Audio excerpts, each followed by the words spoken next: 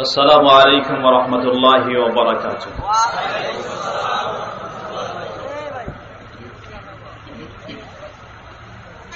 إن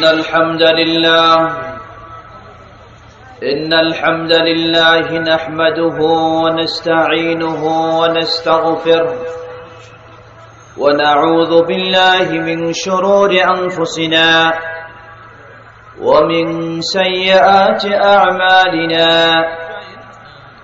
ومن يهده الله فلا مضل له ومن يضلله فلا هادي له وأشهد أن لا إله إلا الله وحده لا شريك له وأشهد أن محمدا عبده ورسوله. يا أيها الذين آمنوا اتقوا الله حق تقاته ولا تموتن إلا وأنتم مسلمون. يا أيها الناس اتقوا ربكم الذي خلقكم من نفس واحدة وخلق منها زوجها وبث منهما رجالا كثيرا ونساء واتقوا الله الذي تساءلون به والأرحام إن الله كان عليكم رقيبا. يا أيها الذين آمنوا اتقوا الله وقولوا قولا سديدا يصلح لكم أعمالكم ويغفر لكم ذنوبكم ومن يطع الله ورسوله فقد فاز فوزا عظيما. أما بعد فإن خير الحديث كتاب الله وخير الهدي هدي محمد صلى الله عليه وسلم وشر الأمور محدثاتها وكل محدثة بدعة وكل بدعة ضلالة وكل ضلالة في النار. فأعوذ بالله من الشيطان الرجيم. بسم الله الرحمن الرحيم. ولقد بعثنا في كل أمة رسولا أن اعبدوا الله واجتنبوا الطاغوت فمنهم من هدى الله ومنهم من حقت عليه الضلالة فسيروا في الأرض فانظروا كيف كان عاقبة المكذبين.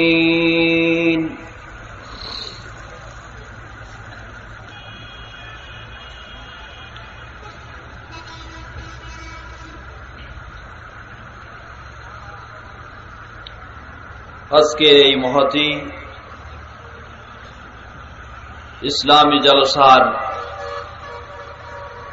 সম্মানিত সভাপতি সাহেব,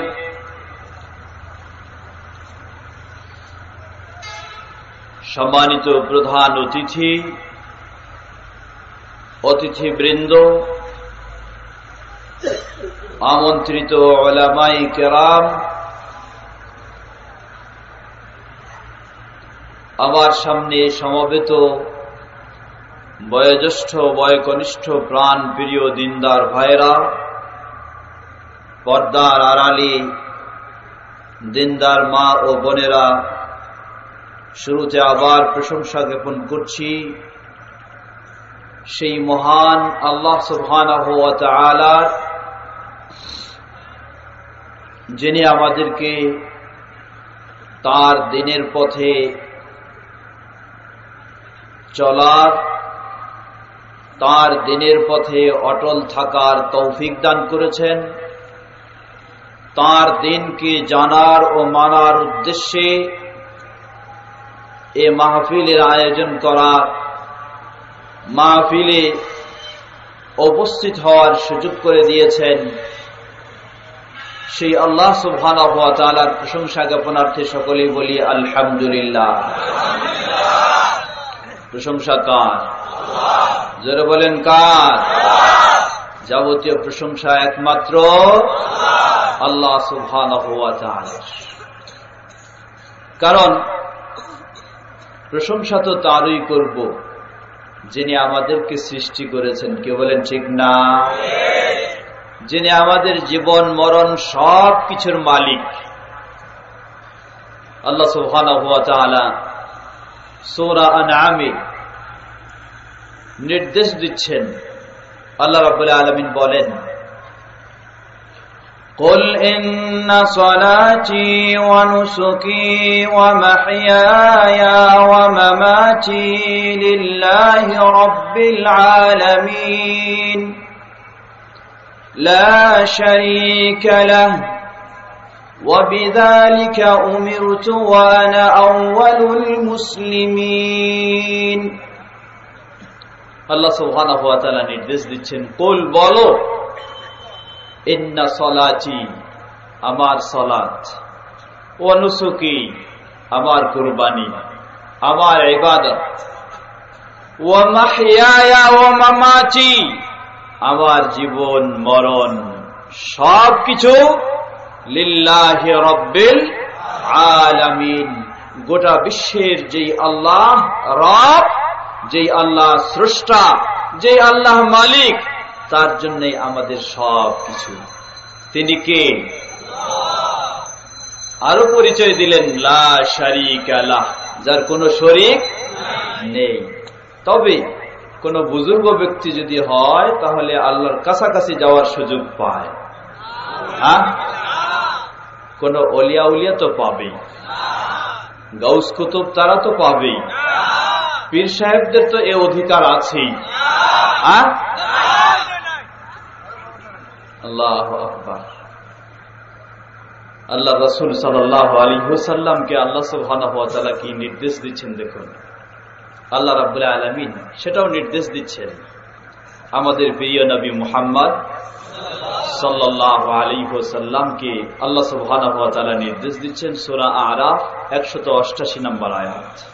আল্লাহ বলেন, قل لا أملك لنفسي نفعا ولا ضرا إلا ما شاء الله ولو كنت أعلم الغيب لاستكثرت من الخير وما مسني السوء إن أنا إلا نذير وبشير لقوم يؤمنون। আল্লাহ সুবহানাহু ওয়া তাআলা নির্দেশ দিচ্ছেন, হ্যাঁ নবী তুমি বলো। কি বলো? আমাকে আল্লাহ অনেক মর্যাদা দিয়েছেন, আমার আল্লাহর কাছে অনেক ক্ষমতা রয়েছে, নাকি না? এই নির্দেশ নয়। আল্লাহ বলছেন, হ্যাঁ নবী বলো, কুল লা আমলিকু লিনাফসি নাফআন ওয়ালা দাররা। আমি পৃথিবীর বুকে সকল নবীদের চেয়ে আল্লাহ সুবহানাহু ওয়া তাআলা সকল রাসূলদের চেয়েও আমাকে শ্রেষ্ঠত্ব দান করেছেন, আমাকে মর্যাদাশীল করেছেন। এত সত্ত্বেও লা আমলিকু লিনাফসি নাফআন ওয়ালা দাররা, আমি অন্যের তো দূরের কথা, আমার নিজেরও কোন কল্যাণ অকল্যাণের আমি মালিক নই। আল্লাহু আকবার। তাহলে কে মালিক? ইল্লা মা শা আল্লাহ। আল্লাহ সুবহানাহু ওয়া তাআলা যা ইচ্ছা করেন আমার জন্য সেটাই ঘটে যায়। আমি নিজেও নিজের জন্য কোনো কিছু করার ক্ষমতা রাখি না। আল্লাহু আকবার। যাকে এই মর্যাদা দিলেন, এই শ্রেষ্ঠত্ব দিলেন, এত সব কিছু আল্লাহ সুবহানাহু ওয়া তাআলা নৈকট্য দান করলেন, এত সত্ত্বেও তাকে যদি এই ঘোষণা দেওয়ার নির্দেশ দেন, তখন তিনি জীবিত না মৃত? তখন তিনি জীবিত। জীবিত থাকা সত্ত্বেও যদি তাকে আল্লাহ সুবহানাহু ওয়া তাআলা এই ঘোষণা দেওয়ার নির্দেশ দেন যে বলে দাও আমি আমার নিজের জন্যই কোন কল্যাণ অকল্যাণের মালিক নই, একমাত্র মালিক হলেন আল্লাহ সুবহানাহু ওয়া তাআলা। তাহলে আজকে কিভাবে ওই যারা মৃত মানুষ, জীবিত নয়, নবীও নয়, রাসূলও নয়, তারা আজকে কিভাবে এত কিছুর মালিক হয়ে গেল, যার কারণে মানুষ চোখ বন্ধ করে ছুটে যায় তাদের কাছে, আর বাবার কাছে যা কিছু চাওয়ার সবকিছু চেয়ে থাকে। কি বলেন ঠিক কিনা? আল্লাহু আকবার। একটু চিন্তা করার বিষয়। কিন্তু আফসোসের বিষয় হলো এই, ওই পথ দেখায় কি? শয়তান তো দেখায়, কিন্তু কিছু আলেম সমাজেই তো দেখায় না সাধারণ মানুষ। সেই বিশাল দেখো, বিশাল পাগড়ি আর বিশাল চেহারা সুরত, সেই ব্যক্তিরাই তো এই পথ দেখায়। কি বলেন ঠিক না? তাহলে আজকে সাধারণ মানুষ তারা বিভিন্ন সমস্যার বেড়াজালে যেন আবদ্ধ হয়ে গেছে, বিভিন্ন সমস্যায় তারা ঘুরপাক খাচ্ছে। কেউ পথ দেখায় সেই পথে, কেউ এমনও চাপিয়ে দেন, বলে ফেলেন যে আপনি যদি কোনো মাযহাব না মানেন তাহলে আপনার পক্ষে ইসলামে মানা সম্ভব নয়, বরং বলেন যে মাযহাব মানা হলো ফরজ, না হলে ইসলাম মানা সম্ভব নয়। আফসোসের সাথে বলতে হয় আমাদের সেই ভাইয়েরা কখনো মুখ দিয়ে বললেন না যে কোরআন সুন্নাহ মানা ফরজ, কিন্তু বললেন মাযহাব মানা ফরজ। কি বলেন ঠিক কিনা? যদি তারা মুখ দিয়ে একবার উচ্চারণ করতেন যে কোরআন এবং সুন্নাহ মানা ফরজ, তাহলে তো আর বেশি সমস্যা ছিল না। কে বলেন ঠিক কিনা?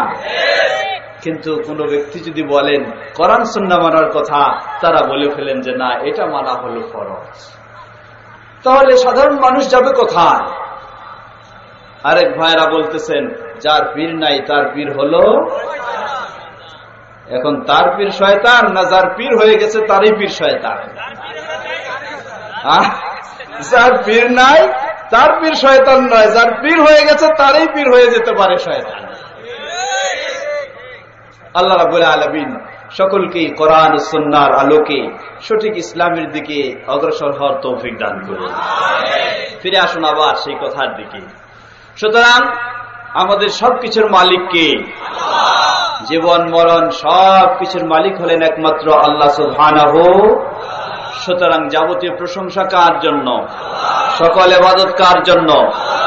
লিল্লাহি তাকবীর, লিল্লাহি তাকবীর, লিল্লাহি তাকবীর। আমাদের যাবতীয় প্রশংসা সেই আল্লাহ সুবহানাহু ওয়া তাআলার জন্য, যিনি আমাদেরকে এত কিছু দিয়েছেন, যিনি আমাদেরকে সৃষ্টি করেছেন, যিনি আমাদেরকে জীবিত রেখেছেন, যিনি আমাদের জীবন মরণ সব কিছুর মালিক। সকল প্রশংসা একমাত্র সেই আল্লাহ সুবহানাহু ওয়া তাআলার জন্যই। আর সকল বিধান মানব কার? শুধু প্রশংসা আল্লাহর করব, তার বিধান যদি না মানি তাহলে কিন্তু সত্যিকারী প্রশংসা করা হয় না।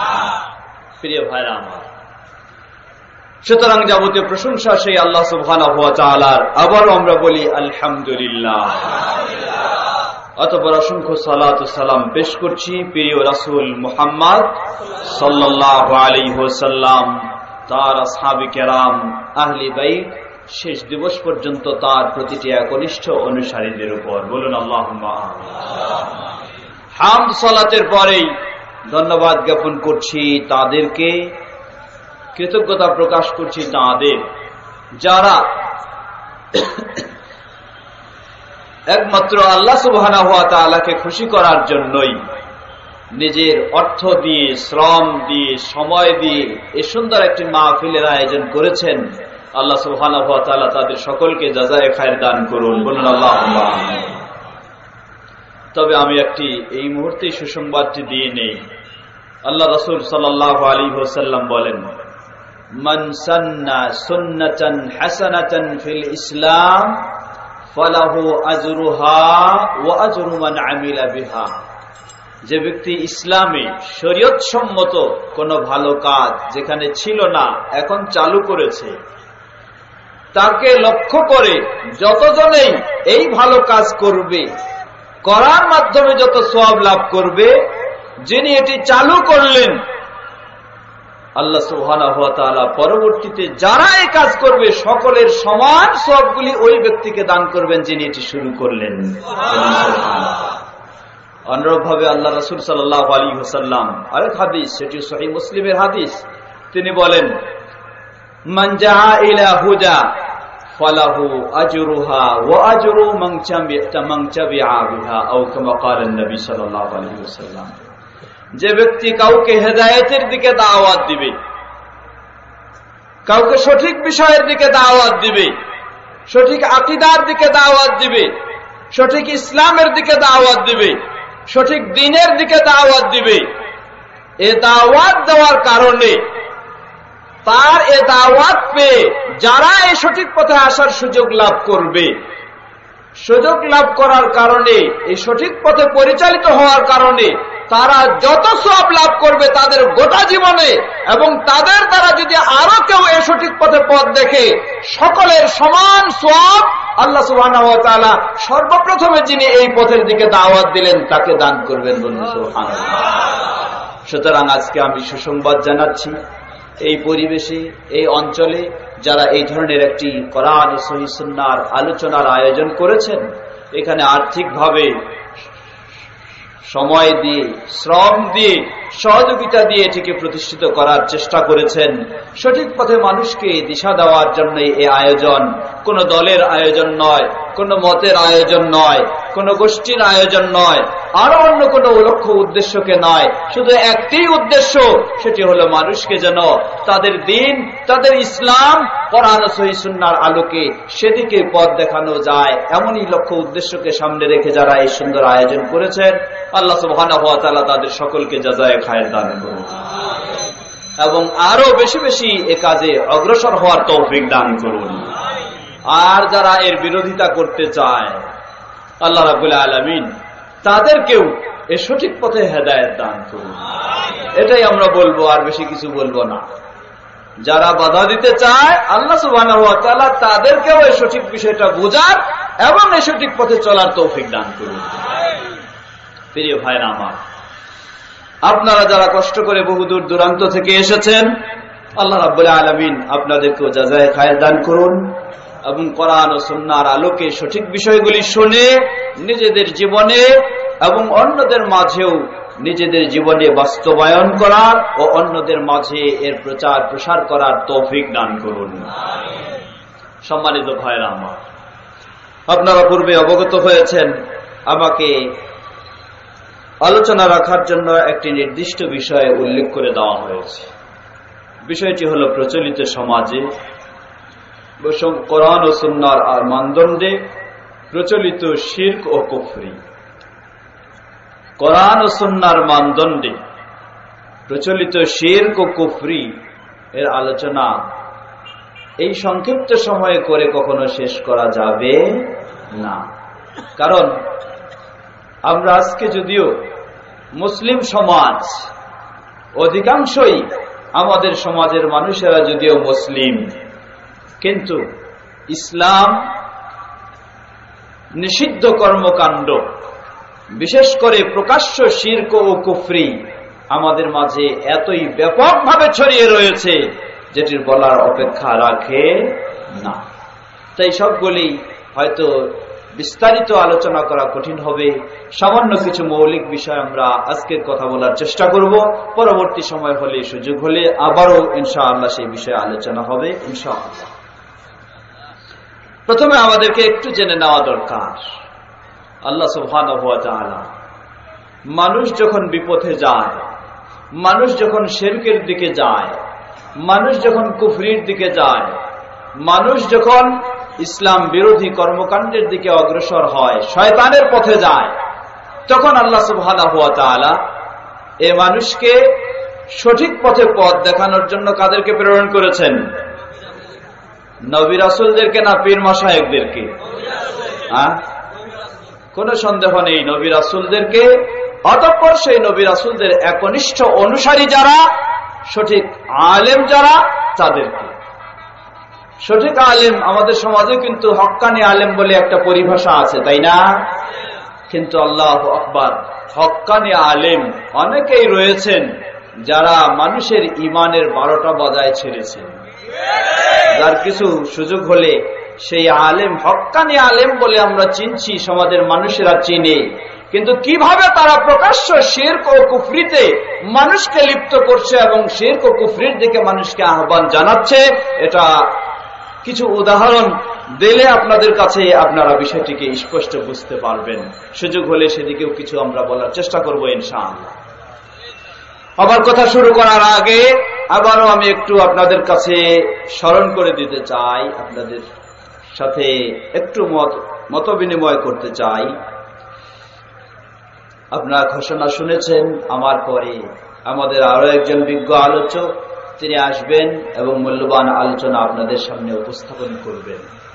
সুতরাং সেই দীর্ঘ সময় পর্যন্ত বা সেই আলোচনা শেষ করা পর্যন্ত সকলে অবশ্যই অপেক্ষা করবেন, একত্রে যেন সবাই এখানে শেষ পর্যন্ত আমরা বিদায় নিতে পারি সেই চেষ্টাই করবেন। দ্বিতীয় বিষয় বলবো, মাহফিল আসলে আজকে আমাদের সমাজে বলা যেতে পারে একটা সামাজিক ফ্যাশনে পরিণত হয়েছে।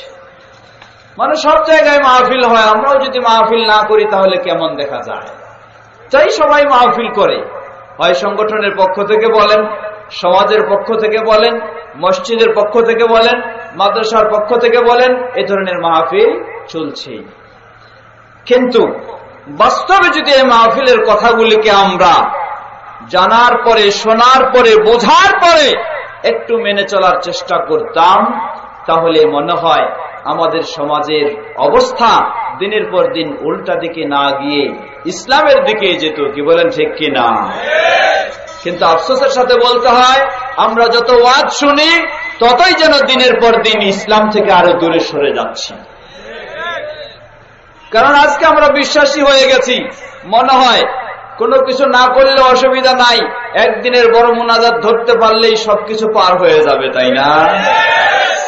এইরকম বিশ্বাসী হয়ে গেছি।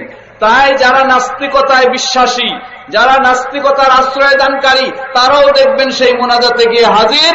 আবার দেখবেন ইসলাম বিরোধী যত রকমের কর্মকাণ্ড আশ্রয় দেওয়া ও সিদ্ধান্ত নেওয়া ও বাস্তবায়ন করার জন্য সেখানেও তারা সামনে হাজির।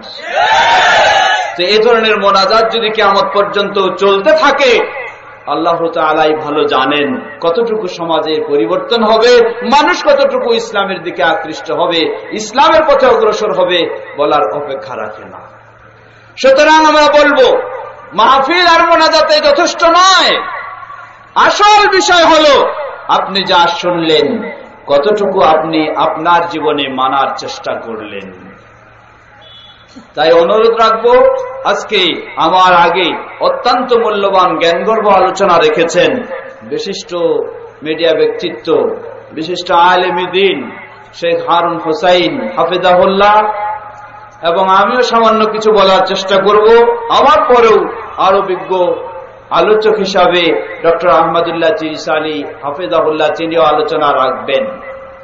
আমি অনুরোধ জানাবো সবার কাছ থেকে একটা করে না হলেও কমপক্ষে একটি বিষয় হলেও আজকের আলোচনাগুলি থেকে শুনে বুঝে আগামীকাল থেকে পালন করার চেষ্টা করবেন। কি রাজি আছেন আপনারা? একটু হাত তুলেন তো দেখি কারা রাজি আছেন। মাশাআল্লাহ, আল্লাহ আমাদের হাতগুলিকে কবুল করে নিন। আমরা যেন কোরআন ও সহিহ সুন্নাহর আলোকে ইসলামের কথাগুলি জেনে মেনে চলতে পারি, তৌফিক আমাদেরকে দান করুন।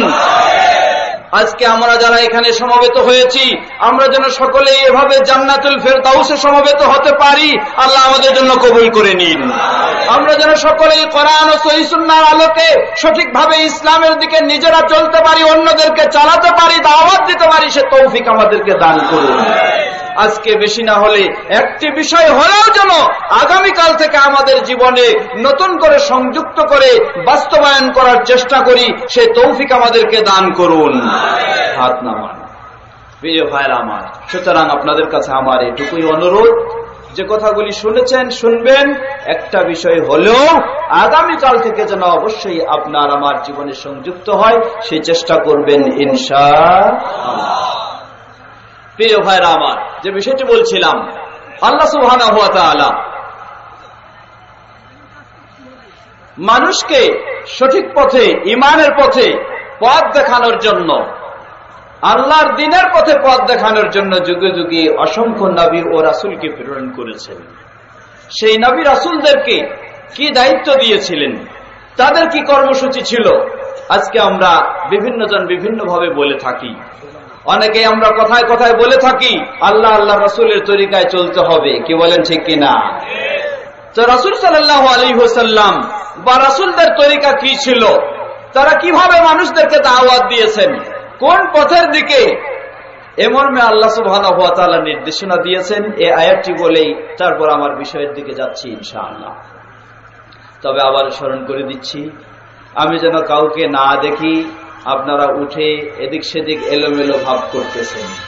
যদি করে থাকেন, এটা যদি দেখি, আমি অনেক সময় একটু শক্ত করেও বলি, কারণ কোরআন ও হাদিসের আলোচনা যার মাঝে ভালো তাজা ঈমান রয়েছে তার কাছে কখনো বিরক্ত বোধ হতে পারে, আর যার মাঝে রয়েছে দুর্বলতা ও শয়তানের আশ্রয়, কোরআন ও হাদিসের আলোচনা তার কাছে কখনো ভালো লাগতে পারে।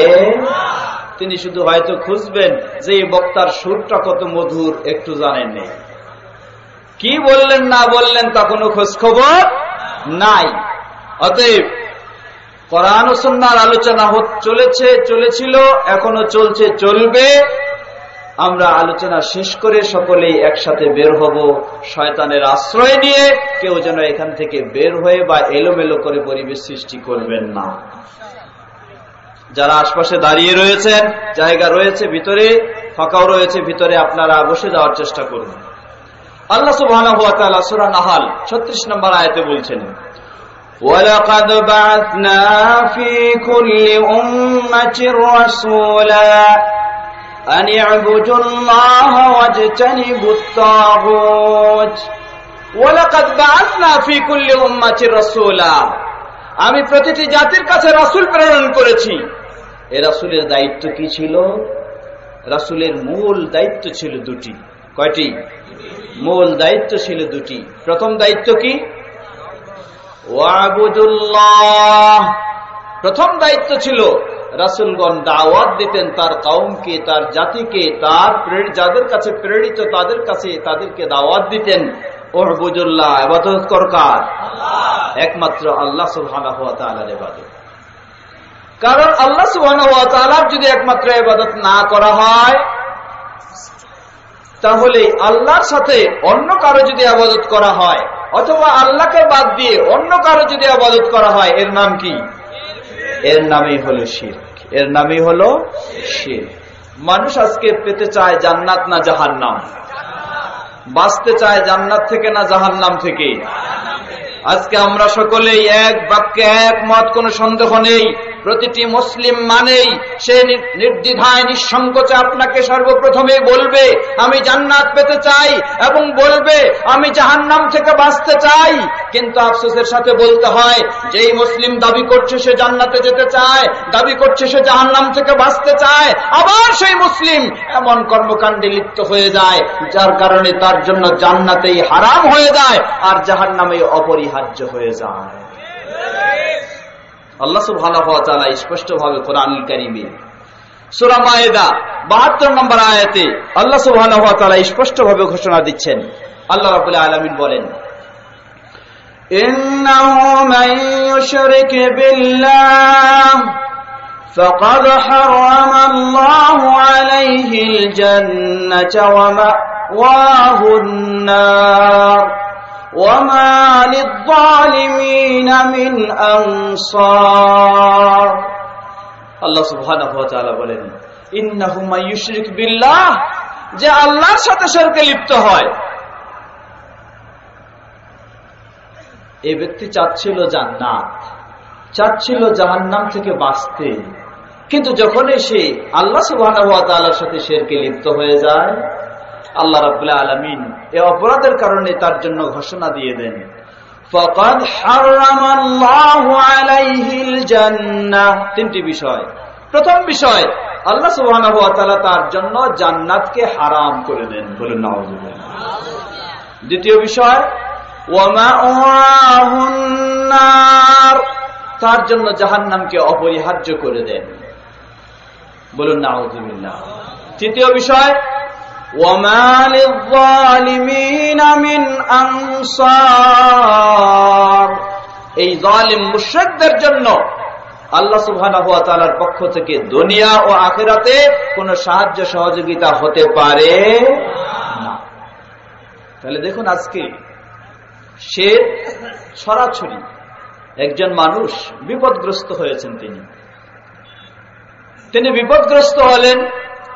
এখন তিনি বিপদ থেকে বাঁচার জন্য একটা শর্টকাট পথ গ্রহণ করলেন, যেন সহজে বিপদ থেকে বাঁচা যায়। সেই শর্টকাট পথ কি? তিনি মনে করলেন, জীবনে মুসলিম বলে পরিচয় দিয়েছি ঠিকই, জন্মসূত্রে মুসলিম, ভৌগোলিক সূত্রে মুসলিম, কিন্তু মসজিদে তো তেমন যাওয়া অভ্যাস নাই। কথা বুঝেছেন? মসজিদে যাওয়া তো অভ্যাস নাই। এখন যদি আমি মসজিদে গিয়ে আল্লাহকে ডাকি, তাহলে তো আল্লাহ আমার সহজে ডাকও শুনবেন না। তাই কি করলেন বেচারা কিছু মুরব্বীর পরামর্শে, কিছু আলেমের পরামর্শে এখন দ্রুত পথ, শর্টকাট পথ গ্রহণ করলেন। তিনি মসজিদ বাদ দিয়ে চলে গেলেন এক মাজারে। কারণ সমাজে আলেম সমাজ শিক্ষা দেয়, এই মাজারে রয়েছেন বড় ওলি, এই মাজারে রয়েছেন বড় গাউস, বড় কুতুব, বড় বুজুর্গ, তার বহু আল্লাহ সুবহানাহু ওয়া তাআলার কাছে ক্ষমতা রয়েছে। একটা বড় বইটার নাম, বড় বই নয়, বইটা ছোটই, বইটার নাম হলো ভেদে মারিফত। বইটার নাম ভেদে মারিফত। কে লেখক এটা আর বলছি না। এই বইয়ের মাঝে আলোচনা করা হয়েছে, যারা পীর সাহেব তাদের ক্ষমতা আল্লাহ সুবহানাহু ওয়া তাআলার চেয়েও অনেক গুণে বেশি। তাহলে এখন কি বলবেন বলেন? পীর সাহেবের ক্ষমতা যদি আল্লাহর চেয়েও অনেক গুণে বেশি হয়, এই বইয়ের মাঝে সেই শিক্ষা দেওয়া হয়। কারণ বইটাতে এভাবে একটি ঘটনা সুন্দরভাবে তুলে ধরা হয়েছে। কোন একজন ব্যক্তির মৃত্যু ঘটে গেছে, হায়াত শেষ মৃত্যু ঘটে গেছে, কিন্তু এখন ওই ব্যক্তিকে জীবিত করা প্রয়োজন। পীর সাহেব আল্লাহকে ধমক দিয়ে আল্লাহর কাছ থেকে জীব কেড়ে নিয়ে তাকে জীব দান করলেন। এই বই এক পীর সাহেবের মুরিদদের জন্য হলো একটা পাঠ্য সিলেবাস, এবং অত্যন্ত গুরুত্ব সহকারে পড়া হয় ও পড়ানো হয়। এখন কোন পীর সাহেবের সেটা আর বলছি না। যারা পড়েন, যারা পড়ান, আমি অনুরোধ জানাবো, আল্লাহকে ভয় করুন, আল্লাহকে ভয় করুন, বিষয়গুলি একটু চিন্তা করে দেখার চেষ্টা করুন। মানুষকে আজকে আমরা নিজেদেরকে হক্কানি পরিচয় দিয়ে হেদায়েতের দিকে নিয়ে যাচ্ছি না গোমরাহির দিকে নিয়ে যাচ্ছি, মানুষকে জান্নাতের দিকে নিয়ে যাচ্ছি না জাহান্নামের দিকে নিয়ে যাচ্ছি। একটু চিন্তা করা দরকার।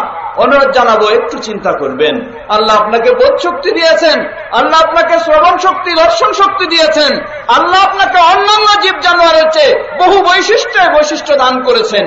সুতরাং এগুলি নিয়ে একটু চিন্তা করার চেষ্টা করুন। নিজের মন গড়া, অতীতে চলে আসা, সেটার আপনি আজও প্রতিষ্ঠিত থাকবেন, এটি কখনো কোনো বিবেকবান মানুষের হতে পারে না। তো বলছিলাম যে বিষয়টি, এখন এই বেচারা মনে করলেন যে সারা জীবন সালাত আদায় করেনি, মসজিদে গেলে সহজে আল্লাহ শুনবে না, তাই যাদের আল্লাহর কাছে মনে হয় অনেক পাওয়ার রয়েছে তাদের কাছে গিয়ে, সেই মৃত ব্যক্তির কাছে গিয়ে কবরে তার সেজদা দিয়ে শুরু করলো, অথবা তার কাছে গিয়ে দুই হাত তুলে কাঁদতেছে অঝরে, আর দোয়া করছে, বাবা আমারে ক্ষমা করো, আমারে এই বিপদ থেকে মুক্তি দান করো। কি বলেন? আমাদের সমাজে আছে না? অগণিত, অসংখ্য। কিন্তু আফসোস, সেই ব্যক্তি কি কখনো মনে করে সে জাহান্নামে যাওয়ার এই কাজটি করলো? জান্নাত হারাম হয়ে যাবে এমন কাজ সে করেছে? কখনো সে এটা মনে করে না। যদি সে মনে করত, জানতো, বুঝতো যে এই কাজের কারণে তার জন্য জান্নাত হারাম হয়ে যাবে, এই কাজের কারণে তার জন্য জাহান্নাম অপরিহার্য হয়ে যাবে, তাহলে হয়তো সে এই কাজ কখনো করত না। কিন্তু এক শ্রেণীর আলেম সমাজে এই পথ দেখালো, তারাই এই পথে তাকে পথিক করেছে। আল্লাহ সুবহানাহু ওয়া তাআলা বললেন, যে ব্যক্তি শর্টকাটে আল্লাহ সুবহানাহু ওয়া তাআলার কাছে সম্পর্ক গভীর করে নেওয়ার চেষ্টা করলো, আল্লাহর কাছে যোগসূত্র তৈরি করে নেওয়ার চেষ্টা করলো, আল্লাহ সুবহানাহু ওয়া তাআলা তার ব্যাপারে ঘোষণা দিয়ে দিলেন, যখন সে আল্লাহকে বাদ দিয়ে অন্যের কাছে আবেদন পেশ করতে শুরু করলো, আল্লাহকে বাদ দিয়ে অন্যের কাছে সেজদা দেওয়া শুরু করলো, আল্লাহকে বাদ দিয়ে অন্যের কাছে নজর মানত পেশ করা শুরু করলো, আল্লাহকে বাদ দিয়ে অন্যের জন্য কোরবানি করা শুরু করলো, আল্লাহকে বাদ দিয়ে অন্যের কাছে ধর্ণা দেওয়া শুরু করলো, আল্লাহ সুবহানাহু ওয়া তাআলা এই মুশরিকের জন্য ঘোষণা দিয়ে দিলেন, ফাকাদ হারামাল্লাহু আলাইহিল জান্নাহ, আল্লাহ সুবহানাহু ওয়া তাআলা তার জন্য জান্নাতকে হারাম করে দিলেন। আল্লাহু আকবার। এজন্য আজকে আলেম সমাজের মনে রাখা দরকার, ওই আয়াতের দিকে আবার ফিরে আসুন, যেখানে আল্লাহ সুবহানাহু ওয়া তাআলা বললেন, ওয়ালাকাদ বাআসনা ফী কুল্লি উম্মাতির রাসূলা আন ইউবুদুল্লাহ ওয়াজতানিবুত তাগুত। আল্লাহ সুবহানাহু ওয়া তাআলা সকল নবী রাসূলদেরকে মৌলিক দুটি দায়িত্ব দিয়েছিলেন। প্রথম দায়িত্ব হলো আন ইউবুদুল্লাহ, ইবাদত হবে একমাত্র কার জন্য? আনুগত্য স্বীকার কার জন্য? বিধান মানতে হবে একমাত্র কার?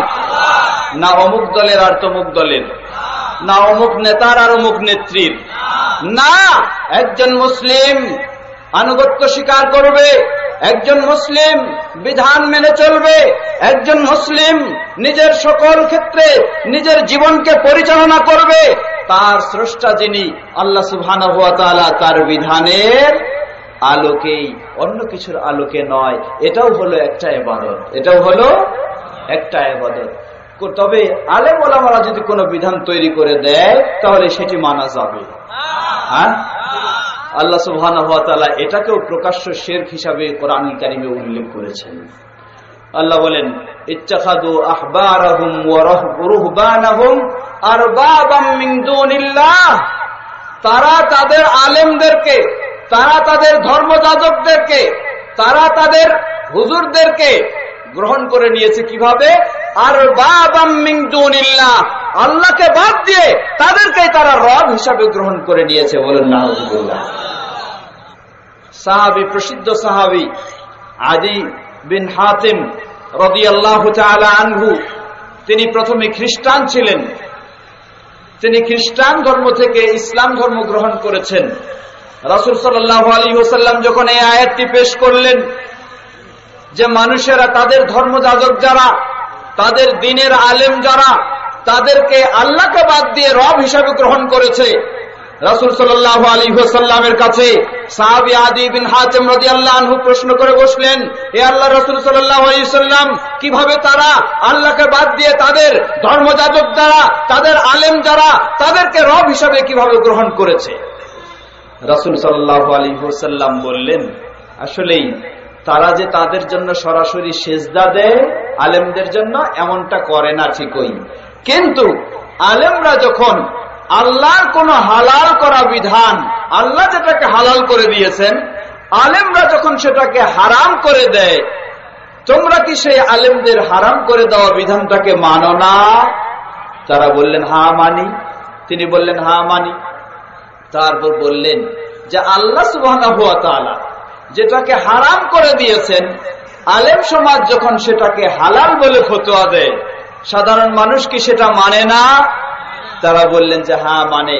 বললেন ফাযালিকা ইবাদাতুন লাহুম, এটাই হলো সেই আলেমদের ইবাদত করা, এটাই হলো আলেমদেরকে আল্লাহকে বাদ দিয়ে আলেমদেরকে রব হিসাবে তৈরি করে নেওয়া। এর উদ্দেশ্য, এর অর্থ হচ্ছে এটাই, অর্থাৎ আল্লাহ সুবহানাহু ওয়া তাআলা যে বিধান দিয়েছেন সেই বিধানটাকে পরিবর্তন করে আলেম সমাজ আরেকটা বিধান জারি করে দেয়। এটাই, এই আলেম সমাজকে যখন এভাবে গ্রহণ করে থাকে, এটার নামেই হচ্ছে আল্লাহকে বাদ দিয়ে তাদের আলেম সমাজকে রব হিসাবে তৈরি করে নেওয়া। আল্লাহ সুবহানাহু ওয়া তাআলা স্পষ্টভাবে আল্লাহ বাদ দিয়ে অন্য কারো জন্য সেজদা দেওয়া হারাম করেছেন না? কি বলেন, হারাম করেছেন কিনা? সহিহ হাদিসে স্পষ্টভাবে এসেছে, রাসূল সাল্লাল্লাহু আলাইহি ওয়াসাল্লাম বলেন, ইসলামে যদি আল্লাহ সুবহানাহু ওয়া তাআলাকে বাদ দিয়ে অন্য কারো জন্য সেজদা দেওয়া জায়েজ হতো, তাহলে নারীদেরকে তাদের স্বামীদের জন্য সেজদা দেওয়ার নির্দেশ দেওয়া হতো। কিন্তু দেওয়া হয়নি কেন? ইসলামে আল্লাহ সুবহানাহু ওয়া তাআলা ছাড়া অন্য কারো কাছে কারো জন্য সেজদা দেওয়া জায়েজ নেই।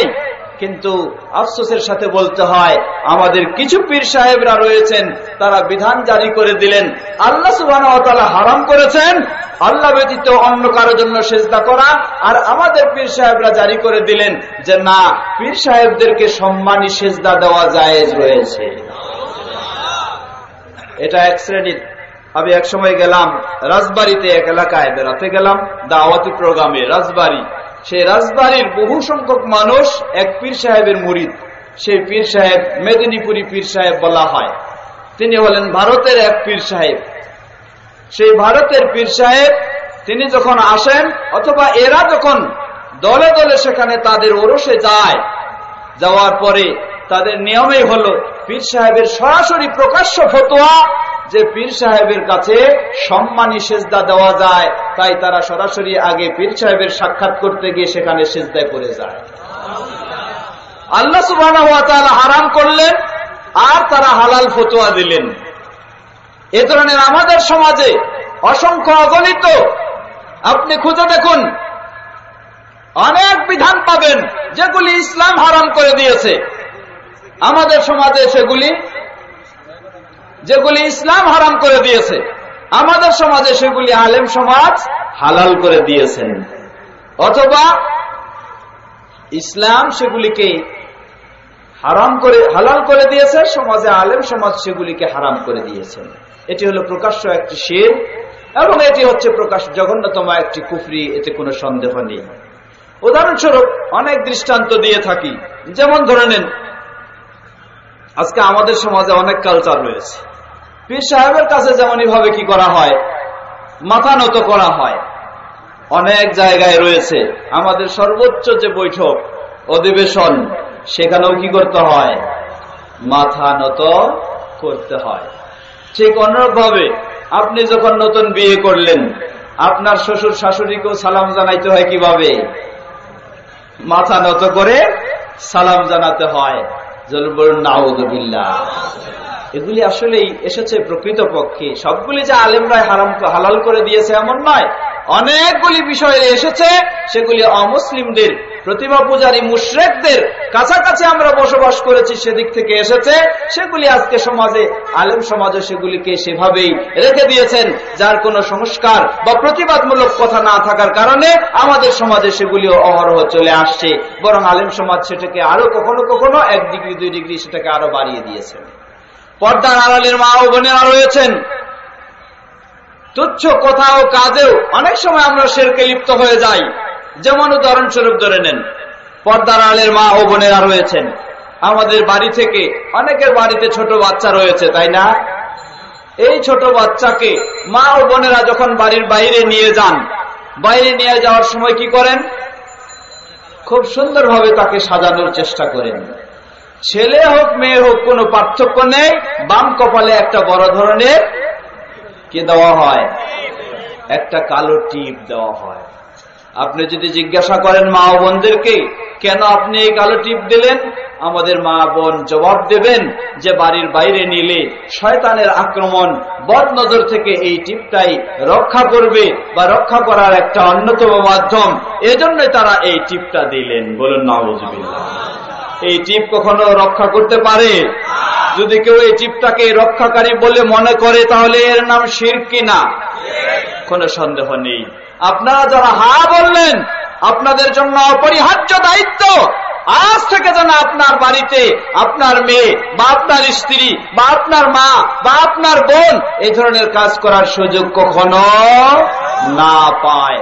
বরং একজন মুসলিমের করণীয় কর্তব্য হলো, নবী মুহাম্মদ সাল্লাল্লাহু আলাইহি ওয়াসাল্লাম স্পষ্টভাবে তিনি বর্ণনা দিয়েছেন, হাদিসটি সহিহ মুসলিমের হাদিস। রাসূল সাল্লাল্লাহু আলাইহি ওয়াসাল্লাম বলেন, যখন কোন ব্যক্তি ঘর থেকে বের হয়, বের হওয়ার পরে বলে বিসমিল্লাহ ওয়া তাওয়াক্কালতু আলাল্লাহ লা হাওলা ওয়ালা কুওয়াতা ইল্লা বিল্লাহ, যখন এই কথাগুলি উচ্চারণ করে, আল্লাহর নাম স্মরণ করে, আল্লাহর উপর আস্থা রাখে, আল্লাহর উপর ভরসা রেখে যখন এসে বের হয়, রাসূল সাল্লাল্লাহু আলাইহি ওয়াসাল্লাম বলেন সাথে সাথে তার ঘরের বাইরে অপেক্ষা করা সেই সব শয়তান তারা বলতে থাকে, কাইফা বিহি ওয়াকাদ হুদিয়া ওয়া কুফিয়া ওয়া উকিয়া, কিভাবে তোমরা তার জন্য অপেক্ষা করছো, অথচ আল্লাহ সুবহানাহু ওয়া তাআলার কাছে আল্লাহর নাম নিয়ে আল্লাহর উপর আশ্রয় রেখে বের হওয়ার কারণে আল্লাহ তাকে সঠিক পথে প্রদর্শিত করেছেন।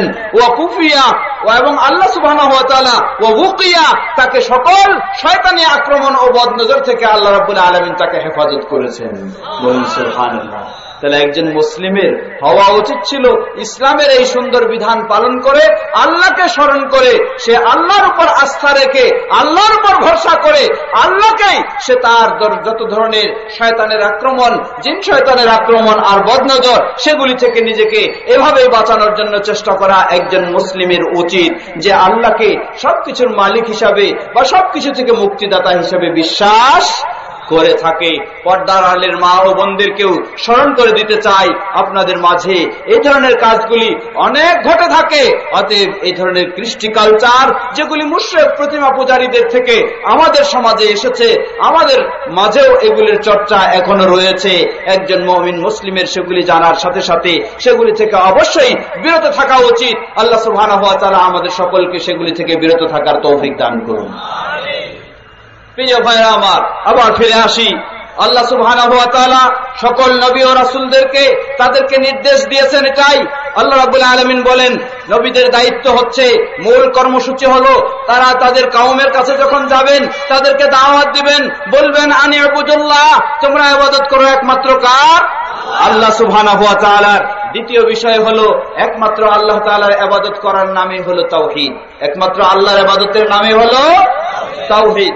দ্বিতীয় বিষয়, রাসূল সাল্লাল্লাহু আলাইহি ওয়াসাল্লাম সকল রাসূলদের যে দায়িত্ব আল্লাহ রাব্বুল আলামিন সেটা বললেন, ওয়াসতানিবুত তাগুত, এবং তোমরা বিরত থাকো কি থেকে?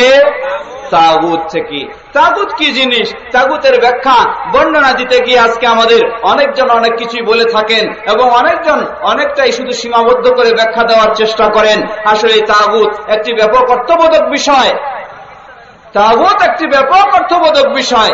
এর সহজ ব্যাখ্যায় ও সংক্ষিপ্ত ব্যাখ্যায় আমরা বলতে পারি, আল্লাহ সুবহানাহু ওয়া তাআলা দুটি নির্দেশ দিলেন, দুটি দায়িত্ব দিলেন নবী রাসূলদেরকে। প্রথমটি হলো তাওহীদের দাওয়াত দেওয়া, দ্বিতীয়টি হলো তাওহীদ বিরোধী যত কিছু রয়েছে সবগুলি তাগুত এর অন্তর্ভুক্ত। কথা বুঝেছেন? তাওহীদ বিরোধী যত কিছু রয়েছে সবগুলি হলো তাগুতের অন্তর্ভুক্ত। এজন্য আল্লাহ সুবহানাহু ওয়া তাআলা নবী ও রাসূলদেরকে সংক্ষিপ্তভাবে এই নির্দেশনায় দিয়েছেন। আজকে আফসোসের সাথে বলতে হয়, আলেম সমাজ আমরা দাবি করে থাকি, আলেম সমাজ নিজেদের ফজিলত ও মর্যাদা বোঝানোর জন্য আমরা আলেম সমাজ অনেক সময় বলে থাকি কি, নিজেদের মর্যাদা বোঝানোর জন্য আলেম সমাজ দাবি করেন আল উলামা ওয়ারাসাতুল আম্বিয়া। কি বলেন ঠিক কিনা? আলেম সমাজ নবী রাসূলদের উত্তরাধিকারী, নবী রাসূলদের ওয়ারিস। আসলেই এই মর্যাদা যখন কেউ পায় তার জন্য খুবই আনন্দের বিষয়, ঠিক কিনা? কিন্তু আফসোসের সাথে বলতে হয়, যে আলেম দাবি করলেন মারেফতের এবং হাকিকতের আর তরিকতের, সেই আলেম কি কখনো রাসূলদের ওয়ারিস হতে পারেন? কোন রাসূল পৃথিবীর বুকে ইলম, মারেফতের ইলম আর হাকিকতের ইলম কখনো রেখে গেছেন? কাউকে ওয়ারিস করেছেন? কোন তরিকতের ওয়ারিস করেছেন? কোন মাযহাবের ওয়ারিস করেছেন? কোন পীর মুরিদের ওয়ারিস করেছেন? তাহলে কিভাবে আলেম সমাজ এই হাদিস দিয়ে তাদের নিজেদের মর্যাদা সম্মান বোঝার চেষ্টা করেন, কিন্তু তারা প্রকৃতপক্ষে রাসূল সাল্লাল্লাহু আলাইহি ওয়াসাল্লাম এর ওয়ারিস হওয়ার চেষ্টা করেন না? স্পষ্টভাবে সে হাদিসে বর্ণনা করলেন রাসূল সাল্লাল্লাহু আলাইহি ওয়াসাল্লাম, ইন্নামাল আম্বিয়া লাম ইউরিসু দিনারাও ওয়ালা দিরহামা, জেনে রাখো কোন নবী রাসূলগণ কাউকে কোন অর্থ সম্পদের দিনার দিরহামের ওয়ারিস বানাননি, বরং ওয়ালাকিন ওয়ারাসু আল ইলমা, বরং নবী রাসূলগণ তারা আলেমদেরকে ওয়ারিস বানিয়েছেন। কিসের? আল ইলম। কিসের ওয়ারিস? ইলমের ওয়ারিস। এখন ইলম কোনটা? সে বিষয়টি একটু খেয়াল করা দরকার। আজকে আমরা আলেম সমাজ ইলমের দাবি করছি, একজন আলেম তিনি ইলম শিক্ষা করছেন, তিনি ইলম গ্রহণ করছেন, তিনি ইলম অর্জন করছেন, জ্ঞান অর্জন করছেন, কিন্তু দেখা যায় যে তার কাছে কোরআন ও সুন্নাহ যেন খুঁজে খুব কম পাওয়া যায়। কি বলেন ঠিক কিনা? তাহলে এই ইলম কখনো নবী রাসূলগণ কাউকে ওয়ারিস বানাননি। নবী রাসূলগণ যে ইলমের ওয়ারিস বানালেন সেই ইলম কার পক্ষ থেকে এসেছে? আল্লাহ সুবহানাহু ওয়া তাআলার পক্ষ থেকে এসেছে। এজন্য আল্লাহ সুবহানাহু ওয়া তাআলা কোরআনুল কারীমে সূরা নজমের 3 নম্বর আয়াতে স্পষ্টভাবে ঘোষণা দিচ্ছেন। আল্লাহ বলেন, ওয়া মা ইয়ানতিকু আনিল হাওয়া ইন হুয়া ইল্লা ওয়াহয়ুন ইউহা। ওয়া মা ইয়ানতিকু আনিল হাওয়া, আল্লাহ সুবহানাহু ওয়া তাআলা বলেন নবী মুহাম্মদ সাল্লাল্লাহু আলাইহি ওয়াসাল্লাম তিনি নিজের মন গড়া, নিজের ইচ্ছা মতো কোনো কিছু বর্ণনা দেন না, ইসলামের কোনো কথা বলেন না, বরং ইসলামের যে বিষয়টি তিনি বলেন সেটি আল্লাহ সুবহানাহু ওয়া তাআলার পক্ষ থেকে ওহী হিসাবে তার কাছে এসেছে, সেই আলোকেই তিনি সেই বক্তব্য দিয়ে থাকেন। সুতরাং নবী রাসূলগণ আলেমদেরকে যে ইলমের ওয়ারিস করেছেন সেই ইলম নবী রাসূলদের নিজস্ব মন গড়াও কোনো ইলম নয়, সেই ইলম হচ্ছে আল্লাহ সুবহানাহু ওয়া তাআলার পক্ষ থেকে ওহীর আলোকে পাওয়া সেই ইলম। কিন্তু আফসোসের সাথে বলতে হয় আজকে আমাদের অনেকেই দাবিও করে থাকেন তিনি যেই পীর সাহেবের বিশ্বাসী সেই পীর সাহেবের কাছে নাকি ওহীও আসে থাকে। আপনারা নাউজুবিল্লাহ বলছেন, আমি কিন্তু নাউজুবিল্লাহ বলবো না, আমি সুবহানাল্লাহ বলবো না, নাউজুবিল্লাহ বলবো না। তবে বলবো যে হ্যাঁ তার দাবিটা কিছুটা ঠিক আছে, তার দাবিটা কিছুটা ঠিক আছে। বলবেন যে কিভাবে ঠিক? আল্লাহ সুবহানাহু ওয়া তাআলা এই কোরআনুল কারীমে ঘোষণা দিয়েছেন যেভাবে, সেই আলোকে বোঝা যায় যে তার দাবি কিছুটা ঠিক আছে। প্রসিদ্ধ তাবেঈ সাঈদ ইবনে মুসাইয়্যিব রাহিমাহুল্লাহ, তাকে তার সময়ে একজন এসে জিজ্ঞাসা করলেন যে আমাদের অমুক জায়গায় এক বুজুর্গ বের হয়েছেন, বা এক পীর সাহেব বের হয়েছেন, বা এক ওলিয়া বের হয়েছেন, তিনি দাবি করছেন তার কাছে নাকি ওহী আসে। তাবেঈর কাছে বলতেছেন, এর মানে রাসূল সাল্লাল্লাহু আলাইহি ওয়াসাল্লাম কি করেছেন? পৃথিবী থেকে বিদায় নিয়েছেন, তিনি বেঁচে নাই, ওহীর দরজা বন্ধ হয়ে গেছে, এটা সবাই জানতেছেন। কিন্তু এরপরেও তিনি যখন ওহী তার কাছে আসে বলে দাবি করছেন, তাই তিনি প্রসিদ্ধ মুহাদ্দিস তার কাছে আসে, জিজ্ঞাসা করলেন যে অমুক দাবি করে যে তার কাছে নাকি ওহী আসে। সে মুহাদ্দিস তিনি জবাব দিলেন যে হ্যাঁ, সে যেহেতু দাবি করতেছে তো তার কাছে তাহলে ঠিকই ওহী আসে। কারণ আল্লাহ সুবহানাহু ওয়া তাআলা কোরআনুল কারীমে বলেন, وَكَذَلِكَ جَعَلْنَا لِكُلِّ نَبِيٍّ عَدُوًّا مِّن شَيَاطِينِ الْإِنسِ وَالْجِنِّ يُوحِي بَعْضُهُمْ إِلَى بَعْضٍ زُخْرُفَ الْقَوْلِ غُرُورًا। আল্লাহ সুবহানাহু ওয়া তাআলা বলেন, وَكَذَلِكَ جَعَلْنَا لِكُلِّ نَبِيٍّ عَدُوًّا, আমি অন্যভাবে নবীদের বিরুদ্ধে তাদের কিছু শত্রু আমি তৈরি করে দিয়েছি। জিন, ইনসান, শয়তান যারা রয়েছে এদের মধ্য থেকে তারা কি করে? সেই শত্রুরা নবী রাসূলদের ইউহি বা'দুহুম ইলা বা'দিন যুখরুফাল কাউলি গুরুরা, এক শয়তান আরেক শয়তানের কাছে মুখরোচক সুন্দর সুন্দর কথাগুলি ওহী করে থাকে। কে বললেন এটা? আল্লাহ সুবহানাহু ওয়া তাআলা কোরআনুল কারীমে বললেন। সুতরাং এখন সেই তাবেঈ তিনি জবাব দিচ্ছেন, আল্লাহ রাব্বুল আলামিন যখন বললেন যে এক শয়তান আরেক শয়তানের কাছে ওহী করে থাকে, আমরা সবাই জানি নবী মুহাম্মদ সাল্লাল্লাহু আলাইহি ওয়াসাল্লাম বিদায় নেওয়ার পর আল্লাহর পক্ষ থেকে পৃথিবীর বুকে নবী রাসূলদের কাছে যে ওহী আসে সেই ওহী বন্ধ হয়ে গেছে। এরপরেও যদি কেউ ওহীর দাবি করে থাকে তাহলে জানতে হবে এ হলো এক শয়তান, আর তার কাছে ওহী প্রেরণ করে আরেক শয়তান। প্রিয় ভাইরা আমার, সুতরাং আজকে হাকিকতে মারিফতে বিশ্বাসী যত বড়ই হোক না কেন, আপনার বুজুর্গ, আপনার গাউস কুতুব যত বড়ই হোক না কেন, যদি কেউ দাবি করে থাকে তার কাছে এ ধরনের কিছু এসে যায়, সেও কিছু জানে, বরং আফসোসের সাথে বলতে হয় শুধু এটুকু নয়, তাদের কত জঘন্যতম বিশ্বাস, এগুলি সম্পূর্ণ শিরকি বিশ্বাস, সম্পূর্ণ এগুলি শিরকি বিশ্বাস। তাদের কত জঘন্যতম বিশ্বাস, তারা বিশ্বাস করেন তাদের যারা হাকিকত এই পর্যায়ে, এই লেভেলে, এই ডিগ্রিতে পৌঁছে যায়, হাকিকতে পৌঁছে যায়, তারা নবী রাসূলদের চেয়েও অনেক মর্যাদায় পৌঁছে যান। তা কিভাবে? তারা বলেন যে স্তর হলো 4টা। প্রথম হলো তরিকত, তারপরে হলো শরীয়ত, তারপরে হলো মারিফত, তারপরে হলো হাকিকত। এই তরিকত, এরপরে হলো শরীয়ত। শরীয়ত মানে হলো আপনি এই স্তরে যখন থাকবেন, শরীয়তের বিধিবিধানগুলি আপনি পালন করবেন, অর্থাৎ সালাত আদায় করবেন, সিয়াম পালন করবেন, যাকাত দিবেন, হারাম থেকে বেঁচে থাকবেন, হালাল অনুযায়ী চলার চেষ্টা করবেন। এটা হলো দ্বিতীয় স্তরের। নবী রাসূলগণ তারা কি করেছেন? তাদের গোটা জীবন কখনো তারা সালাত বাদ দিয়েছিলেন? এর মানে তারা শরীয়তের স্তরে ছিলেন। তারা কোন স্তরে ছিলেন? শরীয়তের স্তরে ছিলেন। এর চেয়ে আরেকটু বড় স্তর, যে স্তরে গেলে অনেক জ্ঞান অর্জন হয়ে থাকে, কিন্তু সেই সময় না মানলেও চলে। এটা হলো কার স্তর? এটা হলো ইবলিসের স্তর। এটা কার স্তর? এটা হলো ইবলিসের স্তর। যে ইবলিস আসলে অনেক কিছু জানে, আল্লাহকেও চিনে, অনেক কিছু জানে, কিন্তু সে কিছু মানে না। তারা বলেন যে এর চেয়ে আরো হাই কোয়ালিটি, একেবারে হাই ডিগ্রি যেটা, সেটা হলো হাকিকতের স্তর। হাকিকতের স্তর মানে হলো সে হক এর পর্যায়ে পৌঁছে যায়। হক মানে হচ্ছেন কে? আল্লাহ সুবহানাহু ওয়া তাআলা। এজন্য ওই প্রসিদ্ধ তাদের একজন ব্যক্তি যাকে মনসুর হেল্লাজ বলা হয়, তিনি দাবি করেছিলেন আনাল হক, মানে আমি হলাম আল্লাহ। নাউজুবিল্লাহ। এটা হলো তাদের সবচেয়ে বড় পীর সাহেব। আর তিনি দাবি করেছিলেন আনাল হক, আমি হক, আমি আল্লাহ। আর আল্লাহ সুবহানাহু ওয়া তাআলা তাকে কোনোদিন সালাত আদায় করতে হয় না, তাকে সিয়াম পালন করতে হয় না, তাকে যাকাত দিতে হয় না। অতএব আল্লাহর পর্যায়ে যে চলে যায় তার জন্য কোনো আর বাধা নিষেধ নাই। এজন্য তাদের সেই সর্বোচ্চ পর্যায়ে যারা চলে যায়, তারা কি করে?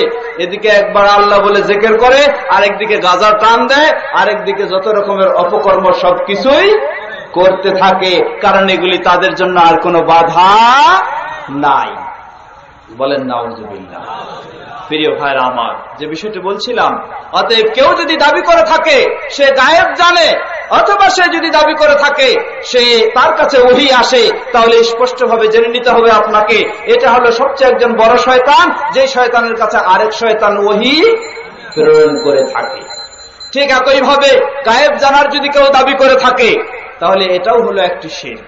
কারণ গায়েবের মালিক কে?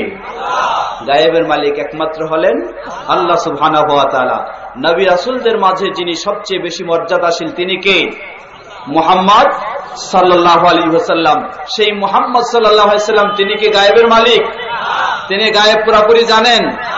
তিনিও জানেন না। কিন্তু আফসোসের সাথে বলতে হয়, আমাদের এক শ্রেণীর ভাইরা আছেন, তারা বিশ্বাস করেন যে মুহাম্মদ সাল্লাল্লাহু আলাইহি ওয়াসাল্লাম তিনিও হলেন গায়েব জানেন, গায়েবের মালিক। যদি আপনি এই বিশ্বাস না করেন, আপনি নাকি তাহলে তাদের কাছে কাফের। জোরে বলেন নাউজুবিল্লাহ। তাহলে আজকে মানুষের প্রচলিত সমাজে আকীদাগত, আমলগত সর্বদিক দিয়ে শিরকে যেন আজকে আমাদের সমাজে ছড়াছড়ি। আল্লাহ সুবহানাহু ওয়া তাআলার বিষয়ে বিশ্বাসের ক্ষেত্রে যদি আপনি একটু চিন্তা করেন, আজকে আমাদের সমাজে পাঠ্যপুস্তক হিসাবেও ইসলামী বই হিসাবে যেগুলি পড়ানো হয় সেগুলিও আশ্চর্য বিষয় হয়ে থাকে। সেটা পরে যাচ্ছি, আগে এই গায়েবের বিষয়টি বলে থাকি। সুতরাং নবী মুহাম্মদ সাল্লাল্লাহু আলাইহি ওয়াসাল্লাম তিনি কি আল্লাহর মতো গায়েবের মালিক? কখনো নয়। একজন মুসলিম বিশ্বাস করবে আল্লাহ সুবহানাহু ওয়া তাআলা বলেন, ওয়া ইনদাহু মাফাতিহুল গায়বি লা ইয়ালামুহা ইল্লা হু। আল্লাহ সুবহানাহু ওয়া তাআলার হাতেই পৃথিবীর সকল গায়েবের চাবিকাঠি, তিনি ব্যতীত একমাত্র এই গায়েবের বিষয়গুলি আর কেউ জানে না।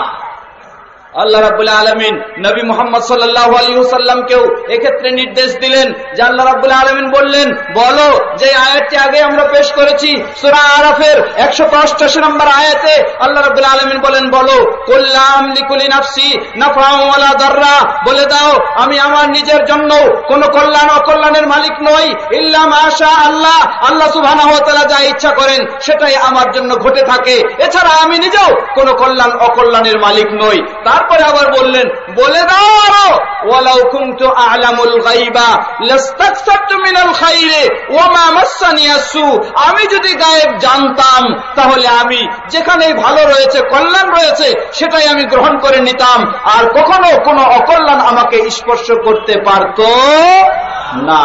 আল্লাহু আকবার, আল্লাহ সুবহানাহু ওয়া তাআলার এত বড় স্পষ্ট ঘোষণার পরেও কেউ যদি দাবি করে থাকে যে মুহাম্মদ সাল্লাল্লাহু আলাইহি সাল্লাম অথবা অন্য কেউ আমার গায়েবের বিষয়গুলি জানেন, আমার ভবিষ্যতের খবরগুলি জানেন, তাহলে জেনে নিন এটি একটি সবচেয়ে জঘন্যতম আকীদার দিক থেকে অন্যতম এটি হলো শিরক ও কুফরি পর্যায়ে পৌঁছে যায়। তবে বিশ্বাস রাখতে হবে নবী রাসূলগণ তারা কখনো নিজেরাই গায়েবের মালিক ছিলেন না। আল্লাহ সুবহানাহু ওয়া তাআলা গায়েবী বিষয় থেকে ওহী এর মাধ্যমে তাদেরকে কিছু গায়েবী তথ্য জানিয়েছেন, গায়েবী সংবাদ তিনি জানিয়েছেন। তিনি যে গায়েবের মালিক নন, দেখুন তার অনেক বিষয়। নবী মুহাম্মদ সাল্লাল্লাহু আলাইহি ওয়াসাল্লাম এর স্ত্রী উম্মুল মুমিনিন আয়েশা রাদিয়াল্লাহু তাআলা আনহা ৬ষ্ঠ হিজরির শেষের দিকে সেই এক যুদ্ধ থেকে ফিরে আসার পরে আয়েশা রাদিয়াল্লাহু আনহার ব্যাপারে এক অপবাদ দেওয়া হলো। গোটা সমাজে ছড়িয়ে গেছে আয়েশা রাদিয়াল্লাহু আনহার বিরুদ্ধে সে অপবাদ। একজন সাহাবী সাফওয়ান বিন মুআত্তাল রাদিয়াল্লাহু তাআলা আনহু তার বিষয়ে যে তার সাথে আয়েশা রাদিয়াল্লাহু আনহার কিছু অপকর্ম ঘটে গেছে, এই অপবাদ শব্দটিকে ছড়িয়ে দেওয়া হলো। নবী সাল্লাল্লাহু আলাইহি ওয়াসাল্লাম দীর্ঘদিন প্রায় 1 মাস অতীত হয়ে গেল। অতীত হওয়ার পরে তিনি দুশ্চিন্তায় ভুগছেন, কে কি বলতেছে কোনো যেন সমাধানে তিনি পৌঁছার সুযোগ পাচ্ছেন না।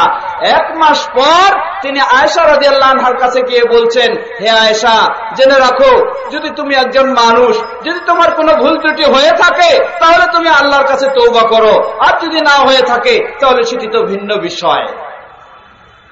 রাসূল সাল্লাল্লাহু আলাইহি ওয়াসাল্লামের বিছানার সাথী না আয়েশা রাদিয়াল্লাহু আনহা? বিছানার সাথী হওয়া সত্ত্বেও যদি তিনি গায়েব জানতেন তাহলে আয়েশা রাদিয়াল্লাহু আনহার এই বিষয়টা 1 মাস ঝুলন্ত হিসেবে থাকার কোনো সুযোগ ছিল? তিনি কোন জায়গায় কি ঘটে গেছে সবকিছু তো তিনি বুঝতে পারতেন। যদি গায়েব তিনি জানতেন তাহলে ওই উহুদের যুদ্ধে গিয়ে তিনি সেখানে কি হতেন না? আহত হতেন, রক্তাক্ত হতেন না। যদি গায়েব জানতেন ওই তায়েফের ময়দানে গিয়ে সেখানেও তিনি কি হতেন না? রক্তাক্ত হতেন না। প্রিয় ভাইরা আমার, ঠিক তেমনি ভাবে শিরক ও কুফরি বিশ্বাস আমাদের সমাজে অসংখ্য রয়েছে। যেমন ধরে নিন আল্লাহ সুবহানাহু ওয়া তাআলাকে কেন্দ্র করে আল্লাহর বিষয়ে কত ধরনের এই শিরক ও কুফরি বিশ্বাস আজকে আমাদের মাঝে ছড়িয়ে রয়েছে।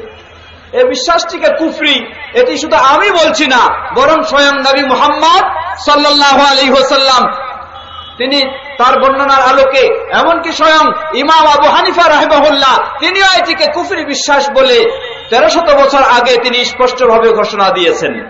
আজকে বিশ্বাস করা হয় আল্লাহ সুবহানাহু ওয়া তাআলা কোথায়? যদি প্রশ্ন রাখা হয় আল্লাহ কোথায়, জবাব আসে আল্লাহ সুবহানাহু ওয়া তাআলা সসত্তায় সর্বত্র বিরাজমান, তাই না? কি বলেন? তবে আমাদের বাচ্চাদেরকে কি আমরা ভিন্ন কিছু শিক্ষা দেই না এটাই শিক্ষা দেই? না, আপনারা বলছেন ভিন্ন, কিন্তু আমি বলবো ভিন্ন না। আপনি পাঠ্যপুস্তক খুলে দেখুন, স্কুলে যে ইসলাম শিক্ষা পড়ানো হয় খুলে দেখুন, সেখানে আল্লাহ সুবহানাহু ওয়া তাআলার বিষয়ে আকীদার ক্ষেত্রে কি শিক্ষা দেওয়া হয়? শিক্ষা দেওয়া হয় আল্লাহ সুবহানাহু ওয়া তাআলা তিনি সর্বত্র বিরাজমান। আলিয়া মাদ্রাসার পাঠ্যপুস্তকে খুলে দেখুন, ওই ছোট্ট বাচ্চাদেরকে আকায়েদ ও ফিকহ ইত্যাদি বিষয়গুলি শিক্ষা দেওয়া হচ্ছে, সেখানেও দেখবেন যে একইভাবে এ ধরনের আল্লাহ সুবহানাহু ওয়া তাআলার বিষয়ে এই আকীদাগুলিকে শিক্ষা দেওয়া হচ্ছে। অথচ ইমাম আবু হানিফা রাহিমাহুল্লাহ 1300 বছর আগে ইমাম আবু হানিফা রাহিমাহুল্লাহকে যখন জিজ্ঞাসা করা হয়, ইমাম আবু হানিফা রাহিমাহুল্লাহকে জিজ্ঞাসা করা হলো, যদি কেউ বিশ্বাস করে থাকে যে আল্লাহ সুবহানাহু ওয়া তাআলা তিনি আরশের উপরে নেই, বরং তিনি সর্বত্রই বিরাজমান রয়েছেন, আপনি কি জবাব দেন? আপনি কি বলেন? আপনার ফতোয়া কি? ইমাম আবু হানিফা রাহিমাহুল্লাহ স্পষ্টভাবে বললেন, যে ব্যক্তি এই বিশ্বাস পোষণ করে থাকে যে আল্লাহ সুবহানাহু ওয়া তাআলা সসত্তায় তিনি সর্বত্র বিরাজমান, ফাকাদ কাফারা লিআন্না আল্লাহ তাআলা ক্বাল আর-রাহমানু আলাল আরশি ইসতাওয়া। কেউ যদি বিশ্বাস করে, কেউ যদি বলে যে আল্লাহ সুবহানাহু ওয়া তাআলা সসত্তায় সর্বত্র বিরাজমান, ফাকাদ কাফারা, সে কি করেছে? কুফরি করেছে। তার এই আকীদা হলো শিরকি আকীদা, তার এই আকীদা হলো কুফরি আকীদা। কারণ তিনি বলেন আন্নাল্লাহ তাবারাকা ওয়া তাআলা ক্বাল আর-রাহমানু আলাল আরশি ইসতাওয়া, স্বয়ং আল্লাহ সুবহানাহু ওয়া তাআলা নিজের ব্যাপারে তিনি ঘোষণা দিচ্ছেন। আল্লাহ সুবহানাহু ওয়া তাআলা কোথায়? আরশের উপরে সমুন্নত, বলেন সুবহানাল্লাহ। আল্লাহ সুবহানাহু ওয়া তাআলা সসত্তায় সর্বত্র হওয়া, এটি আল্লাহর জন্য সম্মানজনক না অপমানজনক? কারণ আল্লাহ সুবহানাহু ওয়া তাআলা পুত পবিত্র, তিনি নোংরা আবর্জনা সর্বত্র জায়গায় থাকা থেকে অবশ্যই আল্লাহ সুবহানাহু ওয়া তাআলা পুত পবিত্র। এটাই একজন বিবেকবানের বিবেক বলে দেয় যে এভাবে আল্লাহ সুবহানাহু ওয়া তাআলাকে এসব কিছু থেকে পুত পবিত্র করাটাই, এই বিশ্বাস করাটাই একজন মানুষের জন্য এটাই হচ্ছে সঠিক বিষয় হওয়া উচিত। আল্লাহ সুবহানাহু ওয়া তাআলা কোরআনুল কারীমেও সেই নির্দেশনা জারি করলেন, সেই বর্ণনাই দিয়েছেন। কিন্তু আফসোসের সাথে বলতে হয়, আজকে যদি আপনি একজন কোন ব্যক্তিকে জিজ্ঞাসা করেন যে আল্লাহ সুবহানাহু ওয়া তাআলা কোথায়, আপনাকে হয়তো উল্টা জবাব দিয়ে বলবেন তিনি যে আপনি বড় বেয়াদব মানুষ, আল্লাহর ব্যাপারে আপনি এত সাহস রাখেন যে আল্লাহর ব্যাপারে আপনি জিজ্ঞাসা করে বসলেন যে আল্লাহ কোথায়, কি বলেন ঠিক কিনা? অথচ চিন্তা করা দরকার আল্লাহ সুবহানাহু ওয়া তাআলার বিষয়ে। নবী মুহাম্মদ সাল্লাল্লাহু আলাইহি ওয়াসাল্লাম কাউকে যখন যাচাই বাছাই করার চেষ্টা করতেন, পরীক্ষা করতেন যে সে মুমিন কিনা, তার মাঝে ঈমান আছে কিনা, আল্লাহ সুবহানাহু রাসূল সাল্লাল্লাহু আলাইহি ওয়াসাল্লাম সর্বপ্রথম এই ধরনের প্রশ্ন দিয়ে তিনি জিজ্ঞাসা করতেন। যেমন সহিহ মুসলিমের হাদিস, সাহাবী মুআবিয়া ইবনুল হাকাম রাদিয়াল্লাহু তাআলা আনহু, তাকে কেন্দ্র করে একটি হাদিস তিনি বর্ণনা করছেন। তিনি নিজেই বলছেন যে আমার উহুদ পাহাড়ের পাশে বেশ কিছু ছাগল ভেড়া সেগুলি ছিল, আর এগুলি দেখাশোনার জন্য আমি সেখানে একজন মেয়ে রাখাল নিযুক্ত করেছিলাম। এই মেয়ে রাখাল সেগুলি দেখাশোনা করত। তা আমি একদিন গেলাম সেখানে দেখার জন্য যে আসলে আমার ছাগল ভেড়াগুলি ঠিক আছে কিনা একটু দেখে আসি। যেই মুহূর্তে আমি দেখতে গেলাম সেই মুহূর্তে পেলাম যে একটা নেকড়ে বাঘ এসে আমার একটা ছাগলকে নিয়ে চলে গেল। মালিকের সামনে যদি এভাবে নিয়ে যায় তাহলে তো মালিক খুব খুশি হবে, তাই না? স্বাভাবিক তিনি রেগে যাবেন। তিনি রেগে গেলেন। রাখাল হিসাবে যে মেয়ে ছিল, কাজের মেয়ে, রেগে গিয়ে তাকে একটা থাপ্পড় মারলেন। কি পাহারা দাও তুমি, কি দেখাশোনা করো, আমার ছাগল আমার চোখের সামনে দিয়ে বাঘ নিয়ে চলে যাচ্ছে, তুমি পাহারা দাও না? সাহাবী মুআবিয়া ইবনুল হাকাম রাদিয়াল্লাহু তাআলা আনহু একটু চিন্তা করলেন। তিনি একটু ভাবলেন যে আসলেই বিষয়টা তো উল্টা, রাখালের বিষয়টা তো উল্টা। বিষয়টা কি?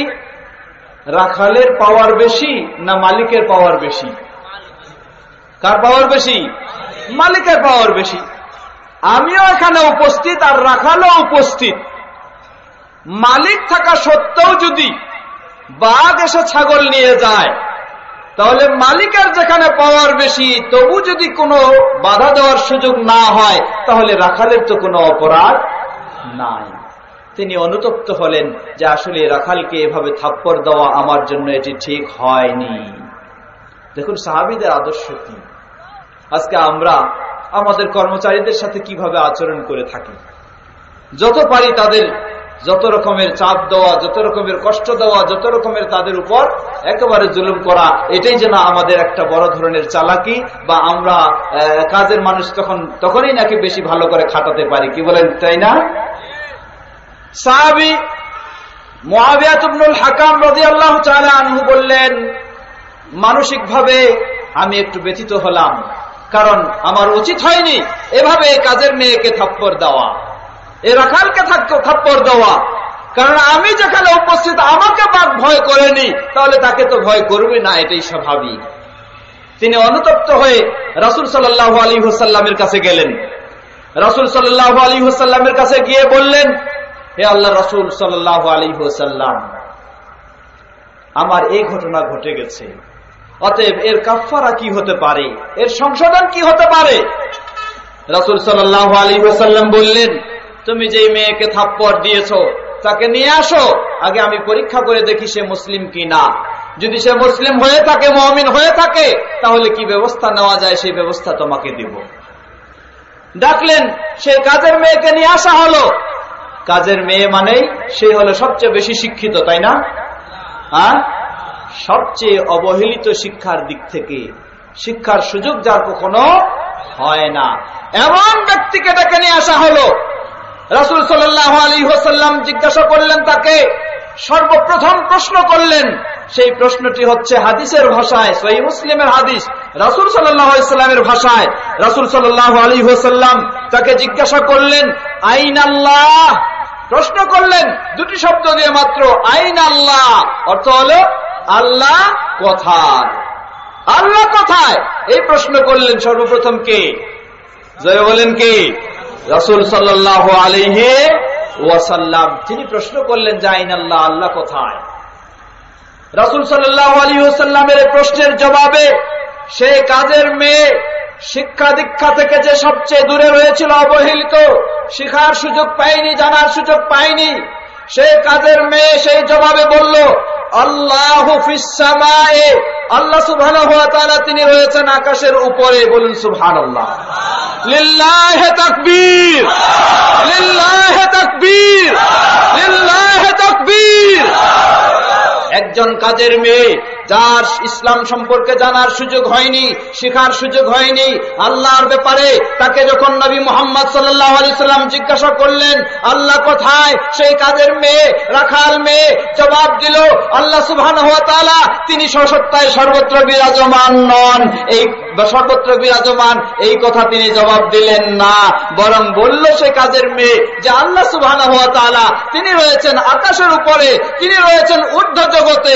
এই জবাব যখন দিলেন, দেওয়ার সাথে সাথে রাসূল সাল্লাল্লাহু আলাইহি ওয়াসাল্লাম তার কাছে যে প্রশ্ন দিয়েছিলেন সেই প্রশ্নের 100% যখন সঠিক জবাব পেলেন, জবাব পাওয়ার পর দ্বিতীয় প্রশ্ন দিলেন, বললেন মান আনা, আমাকে দেখছো তুমি, আমি কে, আমাকে চিনো, আমাকে জানো? সেই কাজের মেয়ে জবাব দিল যে আনতা রাসূলুল্লাহ, আপনি হলেন আল্লাহর রাসূল সাল্লাল্লাহু আলাইহি ওয়াসাল্লাম। মেয়ের যখন আল্লাহর ব্যাপারে, রাসূল সাল্লাল্লাহু আলাইহি ওয়াসাল্লামের ব্যাপারে সঠিক জবাব পেলেন, জবাব পাওয়ার পরে তাকে সার্টিফিকেট দিলেন, আতিকহা আন্নাহা মুমিনা। বললেন সাহাবীকে, হে মুআবিয়া, আতিকহা, তাকে তুমি দাস, এই দাসকে, এই কৃতদাসীকে আজাদ করে দাও, স্বাধীন করে দাও, কারণ সে হলো একজন মুমিন মেয়ে। বলুন আলহামদুলিল্লাহ। প্রিয় ভাই আমার, আফসোসের বিষয় হলো ওই সেই রাসূল সাল্লাল্লাহু আলাইহি ওয়াসাল্লামের যুগে এই ধরনের পাহাড় পর্বতে দূর দূরান্তে মরুভূমিতে পড়ে থাকা সেই কাজের মেয়ে, তারাও আল্লাহ সুবহানাহু ওয়া তাআলাকে চেয়েছিল, আল্লাহকে জেনেছিল, আল্লাহর ব্যাপারে সঠিক বিশ্বাস ছিল। কিন্তু আজকে যারা বড় মুফতি হয়ে গেলেন, যারা বড় মাওলানা হয়ে গেলেন, যারা অনেক অনেক ডিগ্রি লাভ করলেন, লাভ করার পরেও তারা এখন মানুষকে শিক্ষা দিচ্ছেন আল্লাহ সুবহানাহু ওয়া তাআলা তিনি সর্বত্র সর্বত্র বিরাজমান। বলুন নাউযুবিল্লাহ। শিক্ষা পেয়ে হওয়া উচিত ছিল মান আরো উন্নত, না হয়ে মান হয়ে গেল আরো অবনত। প্রিয় ভাইরা আমার, ইমাম আবু হানিফা রাহিমাহুল্লাহ, আফসোস হয় সবচেয়ে আজকে আমাদের অধিকাংশ মানুষই হানাফি মাযহাবের অনুসারী বলে দাবিদার, তারা ইমাম আবু হানিফা রাহিমাহুল্লাহর দোহাই দিয়ে থাকেন, ইমাম আবু হানিফা রাহিমাহুল্লাহর অনুসারী বলে দাবি করে থাকেন।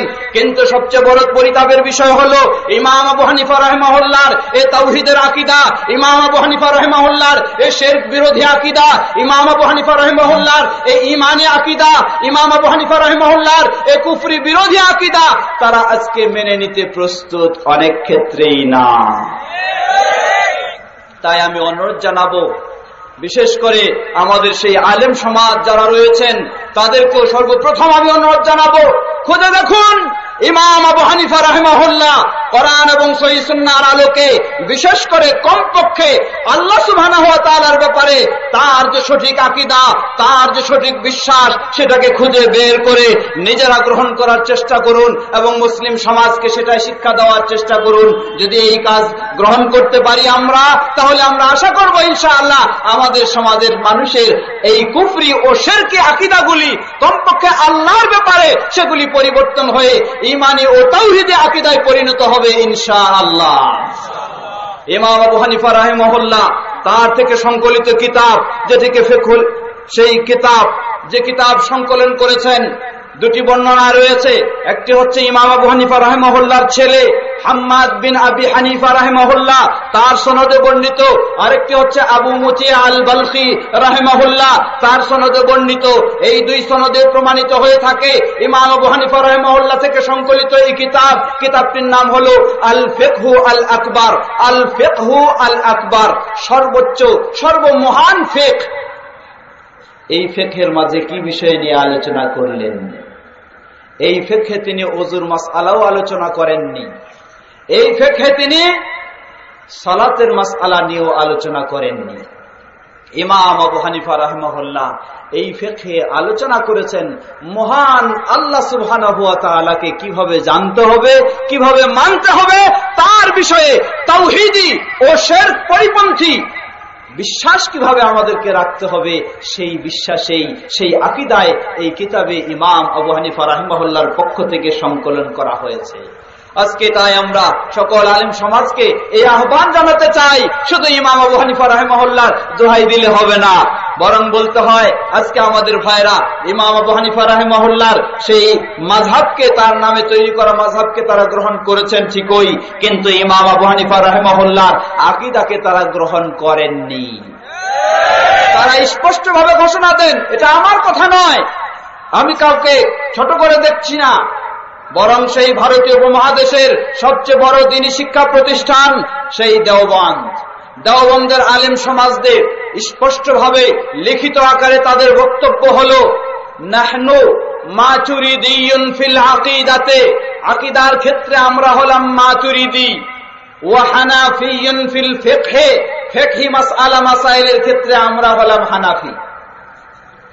তারা ফিকহি মাসআলা মাসাইলের ক্ষেত্রে ইমাম আবু হানিফা রাহিমাহুল্লাহকে মানেন, অর্থাৎ কিভাবে সালাত, কিভাবে সিয়াম, কিভাবে ওযু, কিভাবে রোজা, কিভাবে হজ যাকাত, এগুলির ক্ষেত্রে ইমাম আবু হানিফা রাহিমাহুল্লাহকে মানেন, কিন্তু আকীদার ক্ষেত্রে তারা মানেন ইমাম আবু মনসুর আল মাতুরিদি, ইমাম আবু হানিফা রাহিমাহুল্লাহকে তারা মানেন না। আমি অনুরোধ জানাবো, এই ধরনের দ্বিমুখী নীতি কোন আলেমের হওয়া উচিত নয়। ইমাম আবু হানিফা রাহিমাহুল্লাহর কাছ থেকে সঠিক বিষয় আমরা যেটাই পাবো, আমরা সেটাই গ্রহণ করার জন্য সবসময় প্রস্তুত আছি, কি বলেন আছি না?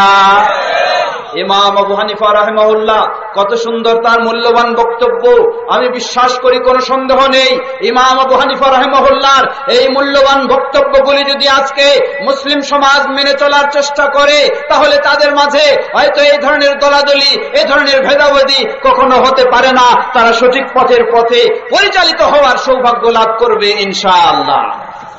ইমাম আবু হানিফা রাহিমাহুল্লাহ এই মর্মে আমার একটি বই রয়েছে, বইটি সুন্নাতে রাসূল সাল্লাল্লাহু আলাইহি ওয়াসাল্লাম ও 4 ইমামের অবস্থান। আজকে সেই ইমামদের দোহাই দিয়ে অনেক কিছু চালিয়ে দেওয়া হচ্ছে।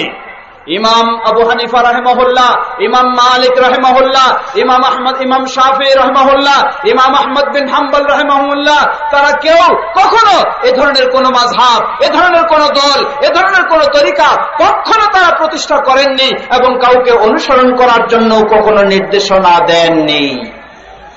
কিন্তু আজকে সেই ইমামদের নাম দিয়ে এগুলি তৈরি করে মানুষকে কোরআন ও সুন্নাহ থেকে দূরে রাখার জন্যই এক ধরনের বলা যেতে পারে এটি এক প্রকার প্রতিবন্ধকতা, বড় ধরনের প্রতিবন্ধকতা সৃষ্টি করা হয়েছে।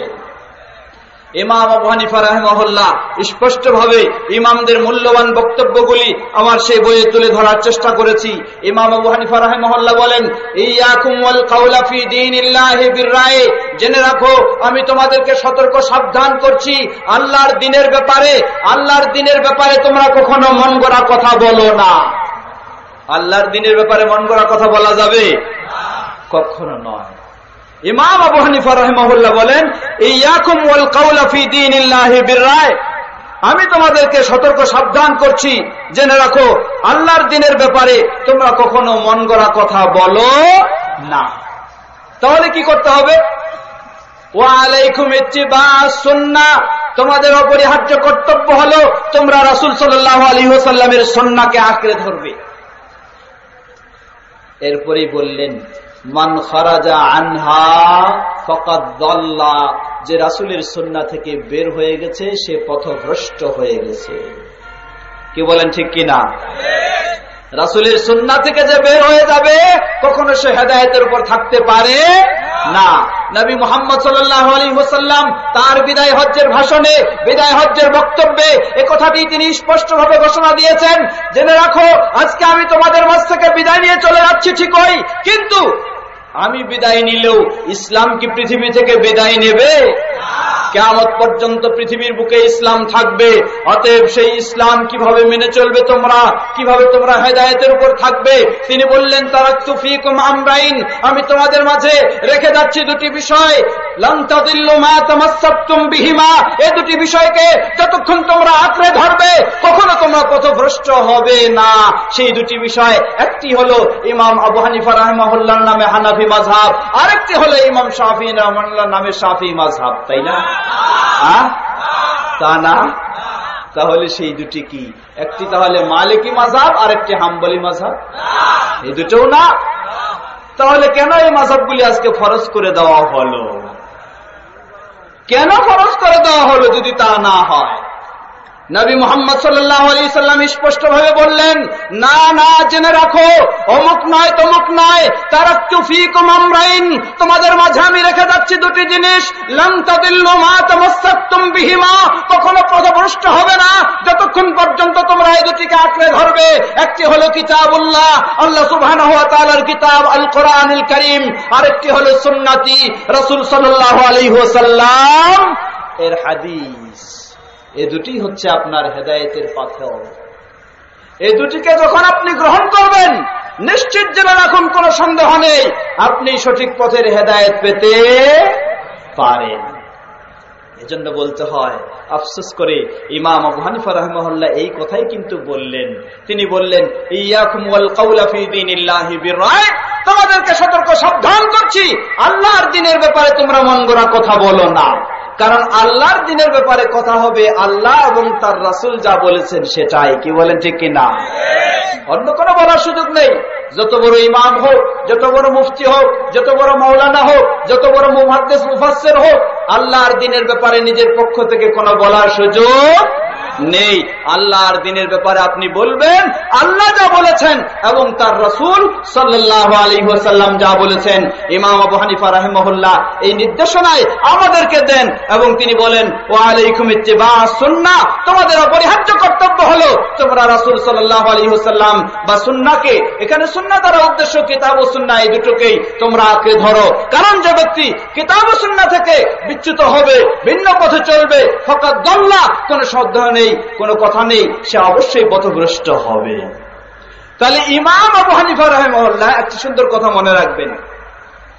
ইমাম আবু হানিফা রাহিমাহুল্লাহ যে বক্তব্য দিলেন, আর আজকে আমাদের সমাজে আমরা সকলেই জানি, আপনারাও সবাই একমত, গোটা বিশ্বব্যাপী আলেম সমাজ একমত, আসাহুল কুতুবি বা'দা কিতাবিল্লাহি তাআলা as-সহিহুল ইমাম আল বুখারী, আল্লাহ সুবহানাহু ওয়া তাআলার কিতাব কোরআনুল কারীমের পরেই পৃথিবীর বুকে সবচেয়ে বিশুদ্ধ গ্রন্থ কোনটা? সবচেয়ে বিশুদ্ধ গ্রন্থ, নির্ভরযোগ্য গ্রন্থ হলো ইমাম বুখারী রাহিমাহুল্লাহর সংকলিত রাসূল সাল্লাল্লাহু আলাইহি ওয়াসাল্লামের সেই হাদিসের গ্রন্থ। সবাই আজকে একমত। কি বলেন, ঠিক না? না, সবাই একমত নয়। কেউ হয়তো মুখে একমত কিন্তু কাজে ভিন্ন মত। কে বলেন, ঠিক কিনা? যদি কাজেও একমত হতো তাহলে সহিহুল বুখারীর অনুবাদ করার সময় আন্ডারলাইন দিয়ে, নিচে লাইন দিয়ে, নিচে কখনো লেখার সুযোগ ছিল না যে এটা আমাদের মাযহাবে নাই তাই মানা যাবে না, এটা লেখার কোনো সুযোগ ছিল। যদি আজকে একমতই হতো তাহলে এই কথা কখনো কেউ লিখতো না। আফসোস করে সবচেয়ে বড় আফসোসের বিষয় হলে যে ইমাম আবু হানিফা রাহিমাহুল্লাহ মুসলিম উম্মার জন্য নির্দেশনা দিতে গিয়ে, উপদেশ দিতে গিয়ে তিনি বললেন, তোমরা যদি রাসূলের সুন্নাহ থেকে বের হয়ে যাও তাহলে হেদায়েতের উপর না পথভ্রষ্ট, তাহলে পথভ্রষ্ট হয়ে যাবে।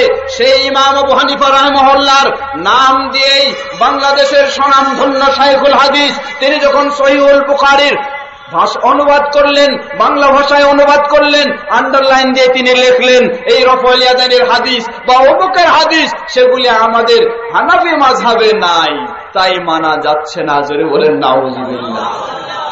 ইমাম আবু হানিফা রাহিমাহুল্লাহর বক্তব্য নিয়ে আসে যদি এখানে বসায় দেন তাহলে বুঝতে হবে যারা এই ধরনের কথা বলবে যে এটা আমাদের অমুক মাযহাবে নাই বা অমুক তরিকায় নাই, তাই রাসূলের হাদিসকে মানা যাচ্ছে না, ইমাম আবু হানিফা রাহিমাহুল্লাহর স্পষ্ট বক্তব্য তার পক্ষে হেদায়েতের উপর থাকা সম্ভব। শুধু ইমাম আবু হানিফা রাহিমাহুল্লাহর বক্তব্য তো নয়, আসলে এই বক্তব্যটা তো হলো নবী মুহাম্মদ আল্লাহ সুবহানাহু ওয়া তাআলার। এই বক্তব্য কার? এই বক্তব্য আল্লাহ সুবহানাহু ওয়া তাআলার। সূরা নিসা 65 নম্বর আয়াত আল্লাহ সুবহানাহু ওয়া তাআলা কত গুরুত্ব দিয়ে বললেন, দেখুন আল্লাহু আকবার। আজকে আপনি একটা দ্বন্দ্বের মধ্যে পড়ে গেছেন, আপনি সালাত কিভাবে আদায় করবেন, এইভাবে না এইভাবে, এই নিয়মে না এই নিয়মে। এই দ্বন্দ্বের সমাধান কে দিবে? ইমাম আবু হানিফা রাহিমাহুল্লাহ, ইমাম শাফি রাহিমাহুল্লাহ, ইমাম মালিক রাহিমাহুল্লাহ, ইমাম আহমদ বিন হাম্বল রাহিমাহুল্লাহ, বা আরো কোন মুফতি সাহেব, আরো কোন মুহাদ্দিস? না, এই দ্বন্দ্বের সমাধান আপনাকে আমাকে মেনে নিতে হবে নবী মুহাম্মদ যারা বলেন সাল্লাল্লাহু আলাইহি ওয়াসাল্লামের আলোকে। যদি তা না হয় তাহলে আপনার আমার পক্ষে কখনো প্রকাশ্য ঈমানের উপর প্রতিষ্ঠিত হওয়া সম্ভব হবে না। আপনি যতই ঈমানের ভান করে চলেন, আপনি কুফরির পর্যায়ে পৌঁছে গেছেন। আল্লাহ সুবহানাহু ওয়া তাআলা স্পষ্টভাবে কোরআনুল কারীম সূরা নিসা 65 নম্বর আয়াতে আল্লাহ রাব্বুল আলামিন বলেন, ফালা ওয়া রাব্বিকা লা ইউমিনুন হাত্তা ইউহাক্কিমুকা ফীমা শাজারা বাইনাহুম সুম্মা লা ইয়াজিদু ফী আনফুসিহিম হারাজান মিম্মা কাদাইত ওয়া ইউসাল্লিমু তাসলিমা। আল্লাহ সুবহানাহু ওয়া তাআলা স্পষ্টভাবে বর্ণনা দিচ্ছেন, আপনার আমার মাঝে ইসলামের কোন বিষয়ে দ্বন্দ্ব হওয়াটা অস্বাভাবিক নয়, অসম্ভব নয়। হতেই পারে, কারণ সবাই সমান জানি না, সবাই সমান বুঝি না, অতএব দ্বন্দ্ব আসতেই পারে, হতেই পারে। কিন্তু এই দ্বন্দ্বের অবশ্যই সমাধান আমাদেরকে খুঁজে নিতে হবে। আর সেই সমাধান দিবেন কে? আল্লাহ সুবহানাহু ওয়া তাআলা পৃথিবীর বুকের কিয়ামত পর্যন্ত সকল মানুষকে হেদায়েত দান করার জন্য, সঠিক পথে পথ দেখানোর জন্য যাকে প্রেরণ করেছেন তিনি হলেন নবী মুহাম্মদ সাল্লাল্লাহু আলাইহি ওয়াসাল্লাম। তার সমাধানের মাধ্যমে আপনাকে সমাধান মেনে নিতে হবে, না হলে সঠিক পথের হেদায়েত পাওয়া কখনো সম্ভব নয়। এমনকি ঈমানও ঠিক করা কখনো সম্ভব হতে পারে না, ঈমানদার হওয়া সম্ভব নয়। আল্লাহ সুবহানাহু ওয়া তাআলা স্পষ্টভাবে ঘোষণা দিলেন, আল্লাহ বলেন, ফালা ওয়া রাব্বিকা লা ইউমিনুন, তোমার রবের কসম করে বলছি, লা ইউমিনুন, তারা ঈমানদার নয়। আল্লাহু আকবার। কে বলছেন? আল্লাহ সুবহানাহু ওয়া তাআলা। আপনার আমার ঈমানকে সঠিক না ভুল এ নিশ্চিত করবেন কে? আল্লাহ। সেই আল্লাহ সুবহানাহু ওয়া তাআলা বলছেন, ফালা ওয়া রাব্বিকা, তোমার রবের কসম করে বলছি। আল্লাহ সুবহানাহু ওয়া তাআলা এমনি বললেই যথেষ্ট ছিল, কিন্তু তিনি কসম করে বলছেন। আল্লাহ বলছেন, তোমার রবের কসম করে বলছি, লা ইউমিনুন, তারা ঈমানদার নয়, হাত্তা ইউহাক্কিমুকা ফীমা শাজারা বাইনাহুম, যতক্ষণ না তারা তাদের মাঝে পরস্পরে যে দ্বন্দ্ব, পরস্পরে যে সমাধান সমস্যা, পরস্পরে যে মতভেদ এটা সৃষ্টি হয়েছে, এই দ্বন্দ্বের সমাধান যতক্ষণ না তোমার মাধ্যমে মেনে নেয়, ততক্ষণ পর্যন্ত তারা ঈমানদার হতে পারে না। সমাধান মেনে নেওয়া আমরা বলি অনেক সময় দুই ধরনের হতে পারে। একটা, আমরা যখন এখানে মুখোমুখি রয়েছি, কোন একটা বিষয়ের সমাধান যখন দিব, আমি যখন বলে দিলাম, আপনারা কমপক্ষে চক্ষু লজ্জার কারণে এখানে না বলবেন না, বলবেন যে হ্যাঁ মেনে নিলাম। কে বলেন ঠিক কিনা? আবার যখন চলে যাবেন এখান থেকে, তখন বলবেন যে এটা ওখানে মানার দরকার ছিল তাই মানছি, আসলে আমি এটা বিশ্বাস করি না, এটা মানিও না। কি বলেন ঠিক কিনা? এই ধরনের সমাধান মানা হয়। আল্লাহ সুবহানাহু ওয়া তাআলা তিনি হলেন আলিমুম বিযাতিস সুদূর, মানুষের হৃদয়ের কথা, অন্তরের কথা, মনের কথা আল্লাহ সুবহানাহু ওয়া তাআলা তিনি জানেন যে মানুষ কত রকমের ভান করতে পারে, কত রকমের অবস্থান গ্রহণ করতে পারে, আল্লাহ সুবহানাহু ওয়া তাআলা জানেন। তাই আল্লাহ রাব্বুল আলামিন এই আয়াতে আরো কঠিন ভাবে বলে দিলেন। প্রথমে বললেন, তোমার রবের কসম করে বলছি, যতক্ষণ না তারা নবী মুহাম্মদ সাল্লাল্লাহু আলাইহি ওয়াসাল্লামের সিদ্ধান্তকে মেনে না নিতে পারে, ততক্ষণ পর্যন্ত তারা মুমিন হতে পারবে না। দ্বিতীয় পর্যায়ে তিনি বললেন, সুম্মা লা ইয়াজিদু ফি আনফুসিহিম হারাজাম মিম্মা কাদাইত, তারা এই সিদ্ধান্তকে মেনে নিবে এমন ভাবে, লা ইয়াজিদু ফি আনফুসিহিম হারাজাম মিম্মা কাদাইত, যে তারা তাদের হৃদয়ে, তাদের অন্তরে, তাদের মনে এই বিষয়ে কোনো দ্বিধা দ্বন্দ্ব সংকোচ কোনো কিছু পাবে না। নির্দ্বিধায় নিঃসংকোচে মুহাম্মদ সাল্লাল্লাহু আলাইহি ওয়াসাল্লামের সিদ্ধান্তকে মেনে নেবে, তাহলেই মুমিন হওয়া সম্ভব। আর যদি মেনে না নেয়, শেষে আবারও যোগ করে দিলেন ওয়া ইউসাল্লিমু তাসলিমা, এবং তারা আত্মসমর্পণ করে নেবে, সেটাকে একেবারে মাথা পেতে রাসূল সাল্লাল্লাহু আলাইহি ওয়াসাল্লামের সিদ্ধান্তকে মেনে নেবে। কোনো ভিন্ন বক্তব্য নেই, ভিন্ন মন্তব্য নেই, ভিন্ন কিছু বলার সুযোগ নেই। এই পর্যায়ে যাদের অবস্থান হবে, আল্লাহ সুবহানাহু ওয়া তাআলা তাদেরকেই মুমিন বলে ঘোষণা দিলেন। তারাই মুমিন হতে পারে, না হলে কেউ মুমিন হতে পারবে। সুতরাং যদি কোনো ব্যক্তি বলে যে আল্লাহ রাসূল সাল্লাল্লাহু আলাইহি ওয়াসাল্লাম এইভাবে সালাত আদায় করেছেন, ঠিক আছে, জানলাম, বুঝলাম, কিন্তু আমাদের পীর সাহেব এটা বলেননি, তার তরিকায় এটা নাই, তাই মানতে পারলাম না, তার পক্ষে ঈমানদার হওয়া সম্ভব? কঠিন বিষয়, কঠিন বিষয়, এত সহজ নয়। অতএব প্রতিটি ভাইকে অনুরোধ জানাবো, আসুন সেই ইমাম আবু হানিফা রাহিমাহুল্লাহ এই কোরআনের আলোকে, রাসূল সাল্লাল্লাহু আলাইহি ওয়াসাল্লামের হাদিসের আলোকে, ইমাম আবু হানিফা রাহিমাহুল্লাহর যে মূল্যবান বক্তব্য, ইমাম আবু হানিফা রাহিমাহুল্লাহর সেই উপদেশের দিকে ফিরে আসুন।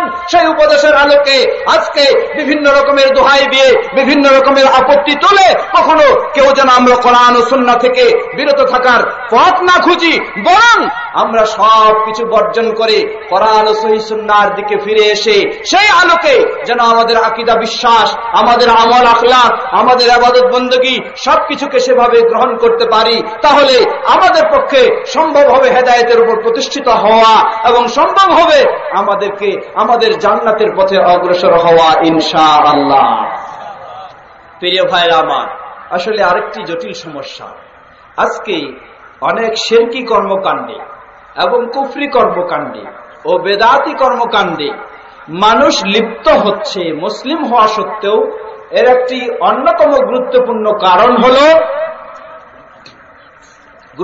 কারণ হলো আমাদের সমাজে রাসূল সাল্লাল্লাহু আলাইহি ওয়াসাল্লামের নাম দিয়ে শুধু নয়, এমনকি আল্লাহ সুবহানাহু ওয়া তাআলার নাম দিয়েও, আল্লাহর বরাত দিয়েও সমাজে অসংখ্য বহু ধরনের জাল হাদিস আজকে ছড়াছড়ি। এগুলির কারণে আজকে মানুষ ধোঁকায় পড়ছে। অনেক আলেম সমাজ এগুলিকে ব্যবহার করছে, এগুলির মাধ্যমে মানুষকে দ্বীনের পথে চলতে বলছে। কিন্তু ইমাম আবু হানিফা রাহিমাহুল্লাহ তিনিও এক্ষেত্রে কত মূল্যবান উপদেশ দিয়েছেন। দেখুন, ইমাম আবু হানিফা রাহিমাহুল্লাহ বলেন, ইযা সাহহাল হাদিস ফাহুয়া মাযহাবি, জেনে রাখো আমি আজকে হয়তো এই যুগে রয়েছি, এই সময় রয়েছি, পৃথিবীতে এমন এক সময় হবে যখন রাসূল সাল্লাল্লাহু আলাইহি ওয়াসাল্লামের হাদিসগুলি কোনটা জয়ীফ আর কোনটা জাল আর কোনটা সহিহ তা পৃথক হয়ে যাবে। অতএব যেই প্রান্তে, যেই অঞ্চলে, যার কাছে, যেই সময়ে যখন এই সহিহ হাদিস প্রমাণিত হবে, সেটাই আমি ইমাম আবু হানিফা বলছি, সেটাই হলো আমার মত ও পথ। বলুন মারহাবা। ইমাম আবু হানিফা রাহিমাহুল্লাহ এত মূল্যবান উপদেশ, এত মূল্যবান বক্তব্য, নির্দেশনা মুসলিম উম্মার জন্য রেখে গেছেন। যদি আজকে আমরা একটু গুরুত্ব দিয়ে সেটা লক্ষ্য করতাম, তাহলে আমরা আজকে এত ধরনের বড় রকমের মানুষকে বাধা সৃষ্টি করতাম না, মানুষের জন্য অপরিহার্য করে দিতাম না যে এটা এই রয়েছে সেই হিসাবে মেনে চলতে হবে। মানুষকে আমরা সহজভাবে চলার সুযোগ করে দিতাম। কি বলেন, ঠিক কিনা? সবচেয়ে বড় আফসোস হয় একজন মানুষ যদি বলে যে আমি কোরআন হাদিস বাদ দিয়ে এই মতে বা এই পথে চলতে চাই, এই আলোকে ইসলাম মানতে চাই, তাহলে একজন মুমিনের উচিত হলো তাকে বাধা দেওয়া। কি বলেন, ঠিক কিনা? যে আপনি কোরআন হাদিস বাদ দিয়ে অমুকের মতে আর পথে চলবেন, এইভাবে ইসলাম পালন করবেন, এটা হতে পারে না, এখানে বাধা দেওয়া উচিত। কিন্তু আমাদের অনেক ভাইরা রয়েছেন আজকে, তারা আজকে সাধারণ মানুষকে এভাবে বাধা দিতে চান। যখন কোনো মানুষ বলে ফেলে যে আমি কোরআন এবং সহিহ হাদিস অনুযায়ী ইসলাম মানতে চাই, অমুক মত আর পথ বুঝি না, তখনই তাকে বিভিন্ন রকমের বাধা ও প্রতিবাদ করার চেষ্টা করে। কি বলেন, ঠিক কিনা? এটা হলো সবচেয়ে বড় দুঃখের বিষয়। আল্লাহু আকবার। আমরা অনুরোধ জানাবো সে ভাইদেরকে, একটু চিন্তা করুন, একটু ভেবে দেখার চেষ্টা করুন। আপনি কি আল্লাহকে ভয় করেন? যদি আপনি আল্লাহকে ভয় করতেন তাহলে আল্লাহর কিতাব ও আল্লাহর রাসূলের হাদিস মেনে কেউ ইসলাম মানতে চাইবে তাকে আপনি বাধা দেবেন, এটা কখনো আপনার জন্য শোভা পায় না, আপনার জন্য কখনো এটি বৈধ হতে পারে না।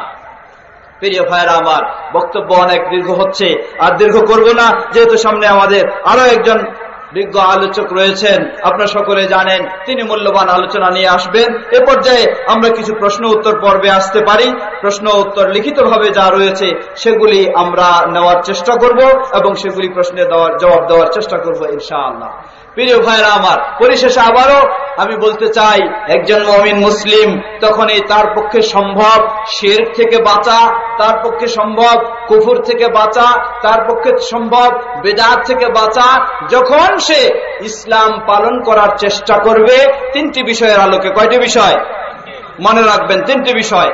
প্রথম বিষয় হলো আল্লাহ সুবহানাহু ওয়া তাআলার কিতাব আল কোরআনুল কারীম। প্রথম বিষয় কি? আল কোরআনুল কারীম। দ্বিতীয় বিষয় রাসূল সাল্লাল্লাহু আলাইহি ওয়াসাল্লামের হাদিস, তবে অবশ্যই হতে হবে হাদিসটি কি? সহিহ। তৃতীয় বিষয় কি? এখানে থেমে গেল, তাই না? তৃতীয় বিষয় কোন তরিকা, কোন মাযহাব, কোন মত, কোন পথ, কোন বুজুর্গ, কোন আউলিয়া উলিয়া, কোন গাউস কুতুব। তাহলে তৃতীয় বিষয় কি? তৃতীয় বিষয় হলো এই কোরআন এবং হাদিস রাসূল সাল্লাল্লাহু আলাইহি ওয়াসাল্লামের সাহাবায়ে কেরামগণ যেভাবে বুঝেছেন আমাদেরকে সেভাবে বুঝার চেষ্টা করতে হবে। কারণ সাহাবায়ে কেরামদের শেষ পর্যায়ে আবির্ভাব হলো কাদেরিয়া সম্প্রদায়ের, সাহাবায়ে কেরামদের শেষের দিকে আবির্ভাব হলো জাবরিয়া সম্প্রদায়ের, সেই মুরজিয়া সম্প্রদায়ের, সেই জামিয়া সম্প্রদায়ের, সেই মুতাজিলা সম্প্রদায়ের, যত রকমের দল রয়েছে অগণিত অসংখ্য, সবগুলি আজকে সমাজেও তাদের সেই আকীদা বিশ্বাস, তাদের সেই কথাগুলি, তাদের সেই চিন্তাগুলি আজকে আমাদের সমাজে ভরপুর রয়েছে। অতএব আপনি যখন বলবেন আমি কোরআন এবং হাদিস মানব, আপনার পক্ষে হতে পারে কোরআন এবং হাদিস অনুযায়ী চলার চেষ্টা করছেন, কিন্তু আপনার সমাজে যখন প্রসিদ্ধ এই মতভেদগুলো, এগুলি যে কোনো একটি আপনার সামনে চলে আসতে পারে, সেগুলি থেকে বাঁচার জন্য আপনাকে নিশ্চিত হতে হবে কোরআন এবং হাদিসকে রাসূল সাল্লাল্লাহু আলাইহি ওয়াসাল্লামের সাহাবায়ে কেরামগণ যেভাবে বুঝেছেন আপনাকে সেভাবে বুঝার চেষ্টা করতে হবে এবং সেভাবে গ্রহণ করতে হবে। তাই তো রাসূল সাল্লাল্লাহু আলাইহি ওয়াসাল্লাম বলেন, ইফতারাকাল ইয়াহুদু ইলা 71 ফিরকা ওয়াফতারাকান নাসারা ইলা 72 ফিরকা ওয়াসাতাফতারিকু উম্মতি ইলা 73 ফিরকা। জেনে রাখো আমার সেই ইহুদ সমাজ তারা বিভক্ত হয়েছে 71 দলে, খ্রিস্টান যারা তারা বিভক্ত হয়েছে 72 দলে, আর আমার উম্মতের মানুষেরা তারা বিভক্ত হবে কম না বেশি? তারা আরো বেশি 73 দলে বিভক্ত হবে। এই 73 দলের মাঝে 72টাই যাবে জান্নাতে, একটা যাবে জাহান্নামে, নাকি? হ্যাঁ, আজকে আমরা অনেকেই কি কিন্তু বলার চেষ্টা করি কি যে এই মত, এই আমল, এই আকীদা পোষণ করে এত সব মানুষ, এরপরে এটা ভুল কেমনে হয়? যে কোনো বিষয় যদি কাউকে বলেন, বলবে সবাই সবসময় যে এত বড় বড় মুফতি আলেমরা রয়েছেন, এত সব মানুষ, বেশিরভাগই মানুষ এই পক্ষে, অতএব এটাই তো সঠিক, এ ধরনের কথা বলা হয়। কি বলেন, ঠিক কিনা? কিন্তু আল্লাহ রাসূল সাল্লাল্লাহু আলাইহি ওয়াসাল্লাম বললেন না, বেশি সংখ্যক নয়, সত্যের মাপকাঠি সংখ্যাগরিষ্ঠতা নয়, সত্যের মাপকাঠি হলো কম সংখ্যকেই। আল্লাহ রাসূল সাল্লাল্লাহু আলাইহি ওয়াসাল্লাম বললেন 72 দলে 73-এর মাঝে 72 যাবে জাহান্নামে, জান্নাতে যাবে মাত্র একটি। আল্লাহ সুবহানাহু ওয়া তাআলা আমাদেরকে সেই দলের অন্তর্ভুক্ত হওয়ার তৌফিক দান করুন, বলুন আল্লাহুম্মা আমিন। প্রশ্ন আসতে পারে সেই দলটি কারা, তাদের নাম কি, তাদের পরিচয় কি? জবাব, আল্লাহ রাসূল সাল্লাল্লাহু আলাইহি ওয়াসাল্লাম সেই দলটির কোনো নাম উল্লেখ করেননি, বরং সেই দলের কিছু বৈশিষ্ট্য উল্লেখ করেছেন। অতএব আপনি যদি নিজের দল একটা তৈরি করেন আর এই দলটাকে হক্কানি দলও বলে দাবি করেন অথবা জান্নাতি দলও বলে পরিচয় দেন, তাহলেই জান্নাতে যাওয়া যাবে এমন কথা নয়, বরং আপনার দলের নাম যদি যাই হোক না কেন, আপনার মাঝে রাসূল সাল্লাল্লাহু আলাইহি ওয়াসাল্লাম সেই দলের নাজাতপ্রাপ্ত, মুক্তিপ্রাপ্ত সেই দলের যে বৈশিষ্ট্য বর্ণনা দিয়েছেন, সেটা যদি আপনার মাঝে পাওয়া যায়, তাহলে আপনি আশা করতে পারবেন যে আপনি ইনশাআল্লাহ যেই গোষ্ঠীরই হন না কেন, যেই বংশেরই হন না কেন, যেই দেশেরই হন না কেন, যেই ভাষারই হন না কেন, যেই বর্ণেরই হন না কেন, আপনি ইনশাআল্লাহ সেই সুসংবাদ পাওয়ার অধিকারী হবেন বলে আপনি আশা করতে পারবেন, যখন আপনার মাঝে সেই বৈশিষ্ট্যগুলি থাকবে। তাহলে বৈশিষ্ট্য কি? বৈশিষ্ট্য তিনি বললেন, এক বর্ণনা এসেছে হিয়া আল জামাআ, সেটাকে জামাত বলে শুধু পরিচয় দিয়েছেন।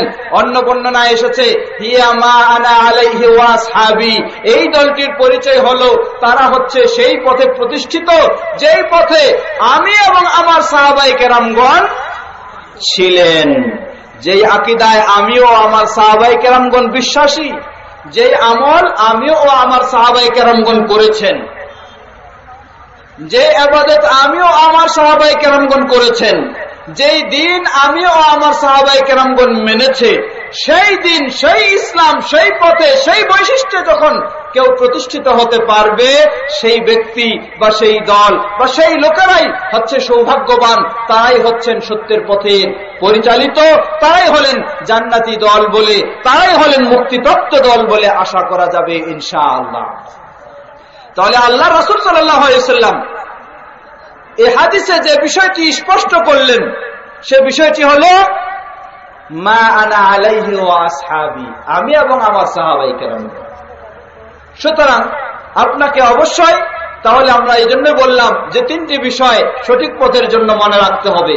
প্রথম হলো কোরআনুল কারীম, দ্বিতীয় হলো তার সাথে রাসূল সাল্লাল্লাহু আলাইহি ওয়াসাল্লামের হাদিস, তবে হাদিস হতে হবে অবশ্যই সহিহ। তৃতীয় বিষয়, রাসূল সাল্লাল্লাহু আলাইহি ওয়াসাল্লামের সাহাবায়ে কেরামগণ যেভাবে কোরআন এবং হাদিসকে বুঝেছেন, আপনাকেও আমাকে সেইভাবে কোরআন ও হাদিস বুঝে সেই আলোকে আকীদা ও আমল গ্রহণ করতে হবে। তাহলেই হবে আমাদের পক্ষে সঠিক পথে পরিচালিত হওয়া, তাহলে আমাদের পক্ষে সম্ভব হবে। আল্লাহ সুবহানাহু ওয়া তাআলা আমাদেরকে সে তৌফিক দান করুন, সেভাবে যেন আমরা সঠিক পথে পরিচালিত হতে পারি। আল্লাহ রাব্বুল আলামিন আমাদের সকলকে সে তৌফিক দান করুন, বলুন আল্লাহুম্মা আমিন। আপনারা কেউ উঠবেন না, কিছু প্রশ্ন উত্তর আসবে, এরপরে আমাদের বিজ্ঞ আলোচক তিনি আসবেন, মূল্যবান আলোচনা রাখবেন। অতএব কেউ উঠবেন না, কেউ এলোমেলো করবেন না। প্রিয় ভাইরা আমার, আবার আসুন সেই কথাটি আবারও স্মরণ করে দিতে চাই। ইসলামের সবচেয়ে মূল বিষয় হলো, গুরুত্বপূর্ণ বিষয় হলো আকীদার বিষয়। আর এই আকীদার এই মূল বিষয় হচ্ছে তাওহীদ। তাওহীদের দুর্বলতার কারণে আজকে মুসলিম সমাজ তারা শিরকে লিপ্ত হচ্ছে। কিন্তু আফসোসের সাথে বলতে হয়, আমরা আমাদের ছোট বাচ্চাদেরকে সঠিকভাবে সঠিক দিন, আজকে অনেকেই ইচ্ছা থাকা সত্ত্বেও সঠিক দিন শিক্ষা দিতে পারি না। কারণ হলো আমরা ঠিকই ভালো চিন্তা করছি, কিন্তু যে প্রতিষ্ঠানে হয়তো আমরা আমাদের বাচ্চাদেরকে শিক্ষা দেই, যেখানে আমরা আমাদের বাচ্চাদেরকে ইসলাম শিখার জন্য পাঠায় থাকি, সেখানে হয়তো কোরআন ও সহিহ সুন্নাহর আলোকে সঠিক সিলেবাস নেই, যার কারণে আমাদের বাচ্চারাও সঠিক আকীদা পোষণ করার, সেই সঠিক আকীদা শিক্ষার ও সেই আলোকে গড়ে ওঠার সুযোগ পায় না।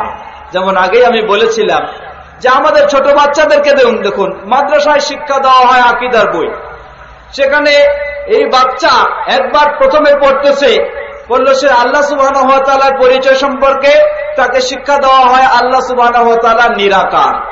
সুবহানাল্লাহ না নাউজুবিল্লাহ।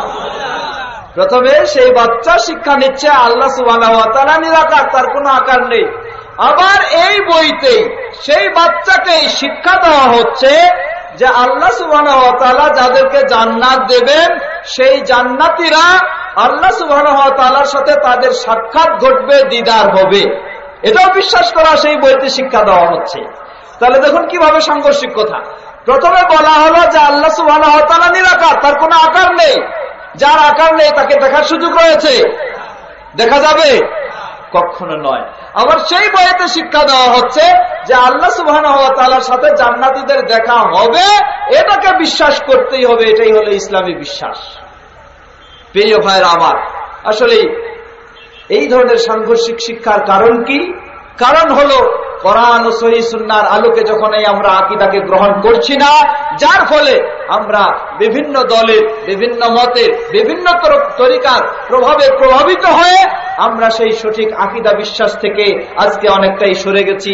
অথচ সরে গেছি, যার কারণে আমাদের প্রয়োজন হলো আমাদেরকে ফিরে আসতে হবে, আমাদের ছোট বাচ্চাদেরকেও শিক্ষা দিতে হবে সেই কোরআন ও সহিহ হাদিসের আলোকে সঠিক আকীদা বিশ্বাস। আপনাদেরকে একটি সুসংবাদ দিতে চাই, ছোট্ট বাচ্চাদের জন্য আমার বেশ কিছু সিরিজ বের হয়েছে, যারা ওই পাঠ্যপুস্তক হিসাবে আকায়েদ ও ফিকহ শিক্ষা হিসাবে প্রথম ক্লাস 1 এর জন্য, ক্লাস 2 এর জন্য, ক্লাস 3, ক্লাস 4 এবং এই ছোট্ট বাচ্চাদেরকে কোরআন ও সহিহ হাদিসের আলোকে ইসলামী আদব ও প্রতিটি ক্ষেত্রে শরীয়ত সহিহ হাদিসের আলোকে, কোরআন সহিহ হাদিসের আলোকে কি দোয়া হতে পারে সেটাও ছোটদের জন্য পাঠ্যপুস্তক হিসাবে আমার বেশ কিছু ছোটদের জন্য বই বের হয়েছে। আমি অনুরোধ জানাবো, এটি আমার বই হিসাবে নয়, বরং অনুরোধ জানাবো, যেহেতু প্রতিষ্ঠানে নেই, কোনোখানে নেই, অতএব আপনার ছোট বাচ্চাকে সঠিকভাবে শিক্ষা দেওয়ার জন্য কোরআন ও সহিহ হাদিসের আলোকে সংকলিত এই আকীদা ও ইসলামী আদব ও দোয়ার বইগুলি আপনারা সংগ্রহ করে নিয়ে নিজেদের যারা প্রতিষ্ঠানের দায়িত্ব রয়েছেন সেই প্রতিষ্ঠানে সেগুলিকে চালু করার চেষ্টা করবেন। কমপক্ষে প্রতিষ্ঠানে না হলেও আপনার বাসায়, আপনার এলাকায়, সেখানে বা আপনার বাড়িতে আপনি এই বই সংগ্রহ করেও নিজের ছোট বাচ্চাদেরকে কোরআন ও সহিহ সুন্নাহর আলোকে সেগুলি আপনি শেখানোর সুযোগ পাবেন। বিশেষ করে সামনে গাড়িতেও আমাদের সেই বইগুলি কিছু পাওয়া যায়, আমাদের সালাতের বই, মাসনুন সালাত, কোরআন ও সহিহ সুন্নাহর আলোকে সালাত সংক্রান্ত বিস্তারিত যা কিছু জানার সেখানে আপনি পাবেন, এবং সুন্নাতে রাসূল সাল্লাল্লাহু আলাইহি ওয়াসাল্লাম ও 4 ইমামের অবস্থান আর ছোট বাচ্চাদের কিছু নমুনা স্বরূপ সেগুলি রয়েছে, যার পক্ষে সম্ভব হবে আপনার শেষে যাওয়ার পথে সামনে গাড়ির কাছ থেকে সেগুলি সংগ্রহ করে যাবেন। আল্লাহ রাব্বুল আলামিন আমাদের সকলকে নিজেরা যেন আমরা কোরআন ও সহিহ সুন্নাহর আলোকে সঠিক পথে পরিচালিত হতে পারি, আমাদের নতুন প্রজন্ম শিশুদেরকেও যেন আমরা কোরআন ও সহিহ সুন্নাহর আলোকে সঠিক ইসলাম শিক্ষা দিয়ে ছোট কাল থেকেই তাদেরকে সঠিকভাবে গড়ে তুলতে পারি। আল্লাহ আমাদের সবাইকে সে তৌফিক দান করুন, বলুন আল্লাহুম্মা।